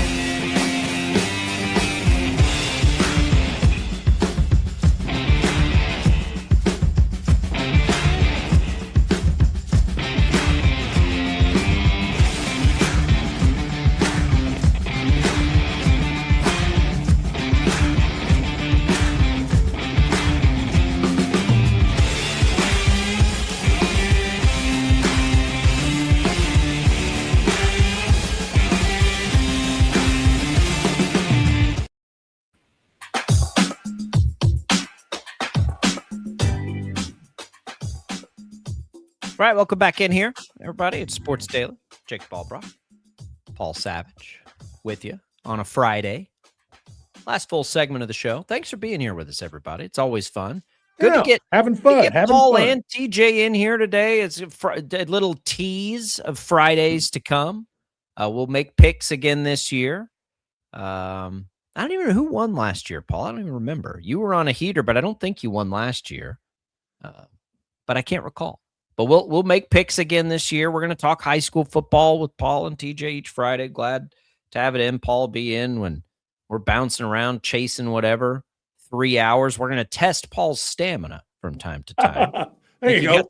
Think you got 3 hours in you every once in a while, Paul? Every 3 hours? Are you kidding me? I don't even sleep well for 3 hours. No, I'm kidding. Yeah, we'll get it. Hey, you know something? We'll get it done. I mean, come on now. Can you imagine this? They actually pay us to talk about sports. Come on. Do you recall a time, Paul, you've been in and out of Sports Daily even longer than I have. Do you recall a time we were 3 hours live on this show? Not 3 hours, never 3 hours. But originally we started when I started filling in pretty early. Jim Colby was here, and I don't know if you weren't here for those days. I don't even think. No, I started 2014. The problem was, and the problem was going to end up being when we came back as we came back after the regular show from 9 to 11. The problem was the 7 o'clock start. We started out with Bruce Hurdle and Jim Colby, and Bob Lutz was on some, and I was on some, and we were all on some, and it turns out that 7 was killing everybody, because particularly Hurdle and Colby. Right. Colby left the show because the 7 o'clock. I mean, he was doing sports at 10:30 at night, and by the time you get out of there, you don't just. I'm sure you don't just walk out to the car from the set. I worked that nightside shift for a lot of years. I had a real hard time getting to bed before midnight. 8 o'clock is a blessing for us, really and truly. Yeah, this will be and it's going to be a real fun format when we hit football season. Yeah, we were talking draft picks. Jaden Daniels, Paul, has been in the news here as we mentioned that draft class. This one is interesting. Have you seen this? Jaden Daniels, people associated with Jaden Daniels apparently have asked LSU to cease and desist using his name, image, or likeness in any kind because he's upset that sophomore defensive back DJ Pickett is switching to his number 5, which Daniels, of course, wore at LSU. Well, we had this story yesterday. Now today we get a quote on this. But before I read you what Daniels wrote about this after the fact, what did you make of that? I'm not under the impression that we retire any college jerseys. Paul, there's too many players. Yeah. Well, I'll tell you one thing, and you understand this. I understand this. Any male, any female, anybody that has ever donned a real jersey for a high school, for a college, for a pro team, understands the importance of the number. The number. The number is there. To this very day, I had 2 jersey numbers when I played organized football, number 60 and number 47. To me, those numbers are sacred. They'll always be sacred. They'll always be lucky numbers. There'll always be numbers that's, after I'm dead and gone. Which one did you wear at Baylor? I wore 47 at Baylor as a true linebacker. At Hutch, I wore 60. And then at Southeast High School, I wore 60 as basically an offensive guard. And so, so I had 2 jersey numbers, and both of them mean a lot to me. No one else. They don't mean jack diddly squat to you. Max rolled his eyes when I said my 2 numbers. And I'm just that's not true. Well, let's not spread lousy rumors. Well, that was a pretty big look at the other direction then. Come on, Matt. But anyway, you get the point. And I know with you, Jacob, you played organized sports, didn't you? I did. What was your jersey number? Tell me right now, quick. Number 14. Will you ever forget it? 14. No. That's why 14 have sort of like, yeah. If you had to choose, do I want 11 M&Ms, 12 M&Ms? I use 14. M&Ms. 14 is a number of significance to me. 14 is that's the way it is with everybody. So I understand the situation with Pinkett, but you don't own it. They're still using. I'd see, Paul. I don't understand. Baylor, did you know that they're still using? Just, I don't understand. How many football jersey numbers can you think of across any level of football that are retired? Well, I can tell you right now the significant jersey retired at LSU because I find this story fascinating. I read a little bit about it. Billy Cannon, 1959 Heisman winner, well before you and me. But I respect Billy Cannon. If you ever see, and I've had opportunities over the years, in certain situations on television, you get to see highlights, and they're a lot of them are black and white. They're not the color things that you see. But Billy Cannon could play in the NFL right now. I mean, that's the way a lot of the older guys are. Billy Cannon was an exceptional football player. He wore number 5, and it was retired at LSU. No, not a different number, but it's been retired and stayed retired. But I'm telling you right now, this jersey number 5 with Pinkett, Jaden Daniels, the jury's still out. He was a Heisman. I get it. But who retires jerseys anymore? You just can't do it anymore. You can't retire. The only sport where you can really retire them is baseball, because you can get up to 99. That's right. Right? And you're just not going to run out over time. Football, how do you how many guys are on, an active baseball roster that need a number at one time? You go to football and you go to a college, they might have 90 guys that have numbers at a time.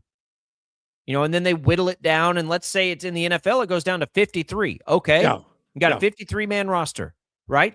That means how many can you retire before you start running out of numbers? And why can't you retire multiple numbers? I mean, why can't you retire? Why can't you hang a number and it have significance? Do you know how many great Dallas Cowboy number 88 wide receivers there have been? Oh my gosh. Yes. But the point is Drew Pearson a Hall of Famer? Because Michael Irvin is. Michael Irvin already So there's 2 of them. You have 2 Hall of Famers for the same organization that wore the same jersey number. Then they give it to Des Bryant. Now they give it to CeeDee Lamb. Well, here's the thing. To me, I think you can ceremonially retire any number for a particular year. Retire that number of Jaden Daniels for 2023. When at 2023 he played at LSU? I think that was his last year, Jacob. I believe it was. But retire his jersey as of 2023, but then you open it back up because, look at Notre Dame. If they started retiring every jersey of every great athlete, starting back in the days of who was one of the Johnny Lujack. How's that for an early 1940s era Heisman Trophy winner? And you start retiring all of those guys, plus all their 5-time All-Americans. What are you going to do? You're going to run out of jerseys. You only got 99 numbers, as you pointed out very adeptly. What are you going to do? I'm just saying that it's an important number, but it doesn't need to be that it never hits the field again. Personally, now here's just me. Maybe I'm different. If you ever played high school, college football, basketball, whatever, baseball, and you see that jersey on the field, I kind of get a good little warm feeling. I like it. I don't mind it. I don't mind seeing 47 on the field of play when Baylor's playing. I kind of like it. Brings me back. Means a lot. It means a lot to everybody who ever wore a jersey, because that's just the nature of these jersey numbers. There's something personal. There's something new. There's something that all people saw. I think this is an important story in how it's treated, because I like to see jerseys retired, but I don't like to see jerseys given up on and never worn again. To me, that's an insult, not an honor. It's just me. And I think the fact that you're going to bring a lawyer in and cease and assist NIL with my jersey number. So here's what Jaden Daniels said yesterday. I've been locked in on training camp, and that's been my number one focus. I have a lot of gratitude for my time at LSU, and I'm proud of what my teammates and I accomplished there. Obviously, there are issues to be worked out between my team and LSU, and my hope is that I'll get it done privately, or it will get done privately. My sole personal focus is on Commanders football. I realize the business of football is unique, and I trust this can all be resolved. That reads to me, Paul, a bunch of bull. That reads to me as, man, I don't know what they're doing there, but I wish they wouldn't have done it. You know something? If I was the head coach of the Guardians, I'd be having Commanders. Commanders, Guardians, Cleveland. But the Commanders. I would be having a fit. I'd be saying to myself, "What are you doing?" That's what I mean. I think that's what he's trying to clear up. Like he's not clearing it up for me. He's not clearing it up. Well, I don't know. Me, Is Jacob. it because if, as I've read, his camp has. You mean his dad? No, I think it's his mom. I think it's his mom. And I haven't seen any quotes from his mom, just his dad. But according to his dad seems to be the guy that's the ringleader. CBS says right now, a quote from the CBS story, it's well known that his mother, Regina Jackson, who is active in his business affairs, including being lead agent in his pro career, is likely leading the push behind the scenes. So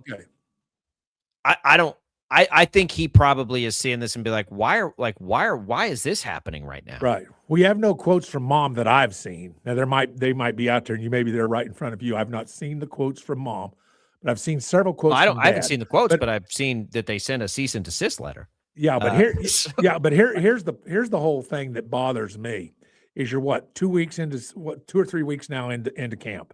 You're now into the preseason, and your concentration and your worry and your focus is on a jersey number at LSU. See, I find that worrisome, because the one thing that everybody does at camp is focus. Oh, you're the star quarterback, though. Oh, and did you say you won a Heisman? Oh, I didn't know that. Yeah, you go ahead and complain on that, because that won't affect our football team, will it? And the question is, how much will that affect? I can tell you this. It may not affect Jade. Maybe he gets off on strife and problems. There are people like that, Jacob. I know you probably know a few of them. I know a few of them. And I know that people get off on that. But I'll tell you what, a football team doesn't. And a football team will not handle this well. And I'll guarantee you the offensive linemen are looking at this guy and saying, well, I'll tell you what, if I ever get a chance to get some glory, you'll sure take it from me if you can, won't you? And I'll tell you what, this does not bode well for this young man. And I was his fan last year. I'd be more concerned that he lost his left tackle for most of the year, Laramie Tunsil, than I would be about this bleeding through. It's a bad look. It's a bad look either way. Real quick, Paul, we're running out of time. Yes or no? Yes or no? Will the Protect College Sports Act legislation pass when they bring it up in September? Yes. Okay. Do you think? I hope you're right. I hope you're right. It won't do any good. I mean, they'll close the transfer portal up, and I think that's the only thing that really, truly matters to the fans. You really think they'll be able to? I mean, do you really? It's written in there now. It's written in there now. But what about later? I mean, does it get taken out? That's the this may go on for decades. This may go on for decades. All right. That does it. Thanks, Paul, for hopping in here with us on this Friday. We're going to keep rocking and rolling next week, everybody. Enjoy the Chiefs preseason game this weekend. There are a lot of rookies out there and all the weekend sports action. Good luck, everybody, going back to school. We'll be back on Monday. For Paul, for Max, thanks to TJ for being here. I'm Jacob. See you Monday.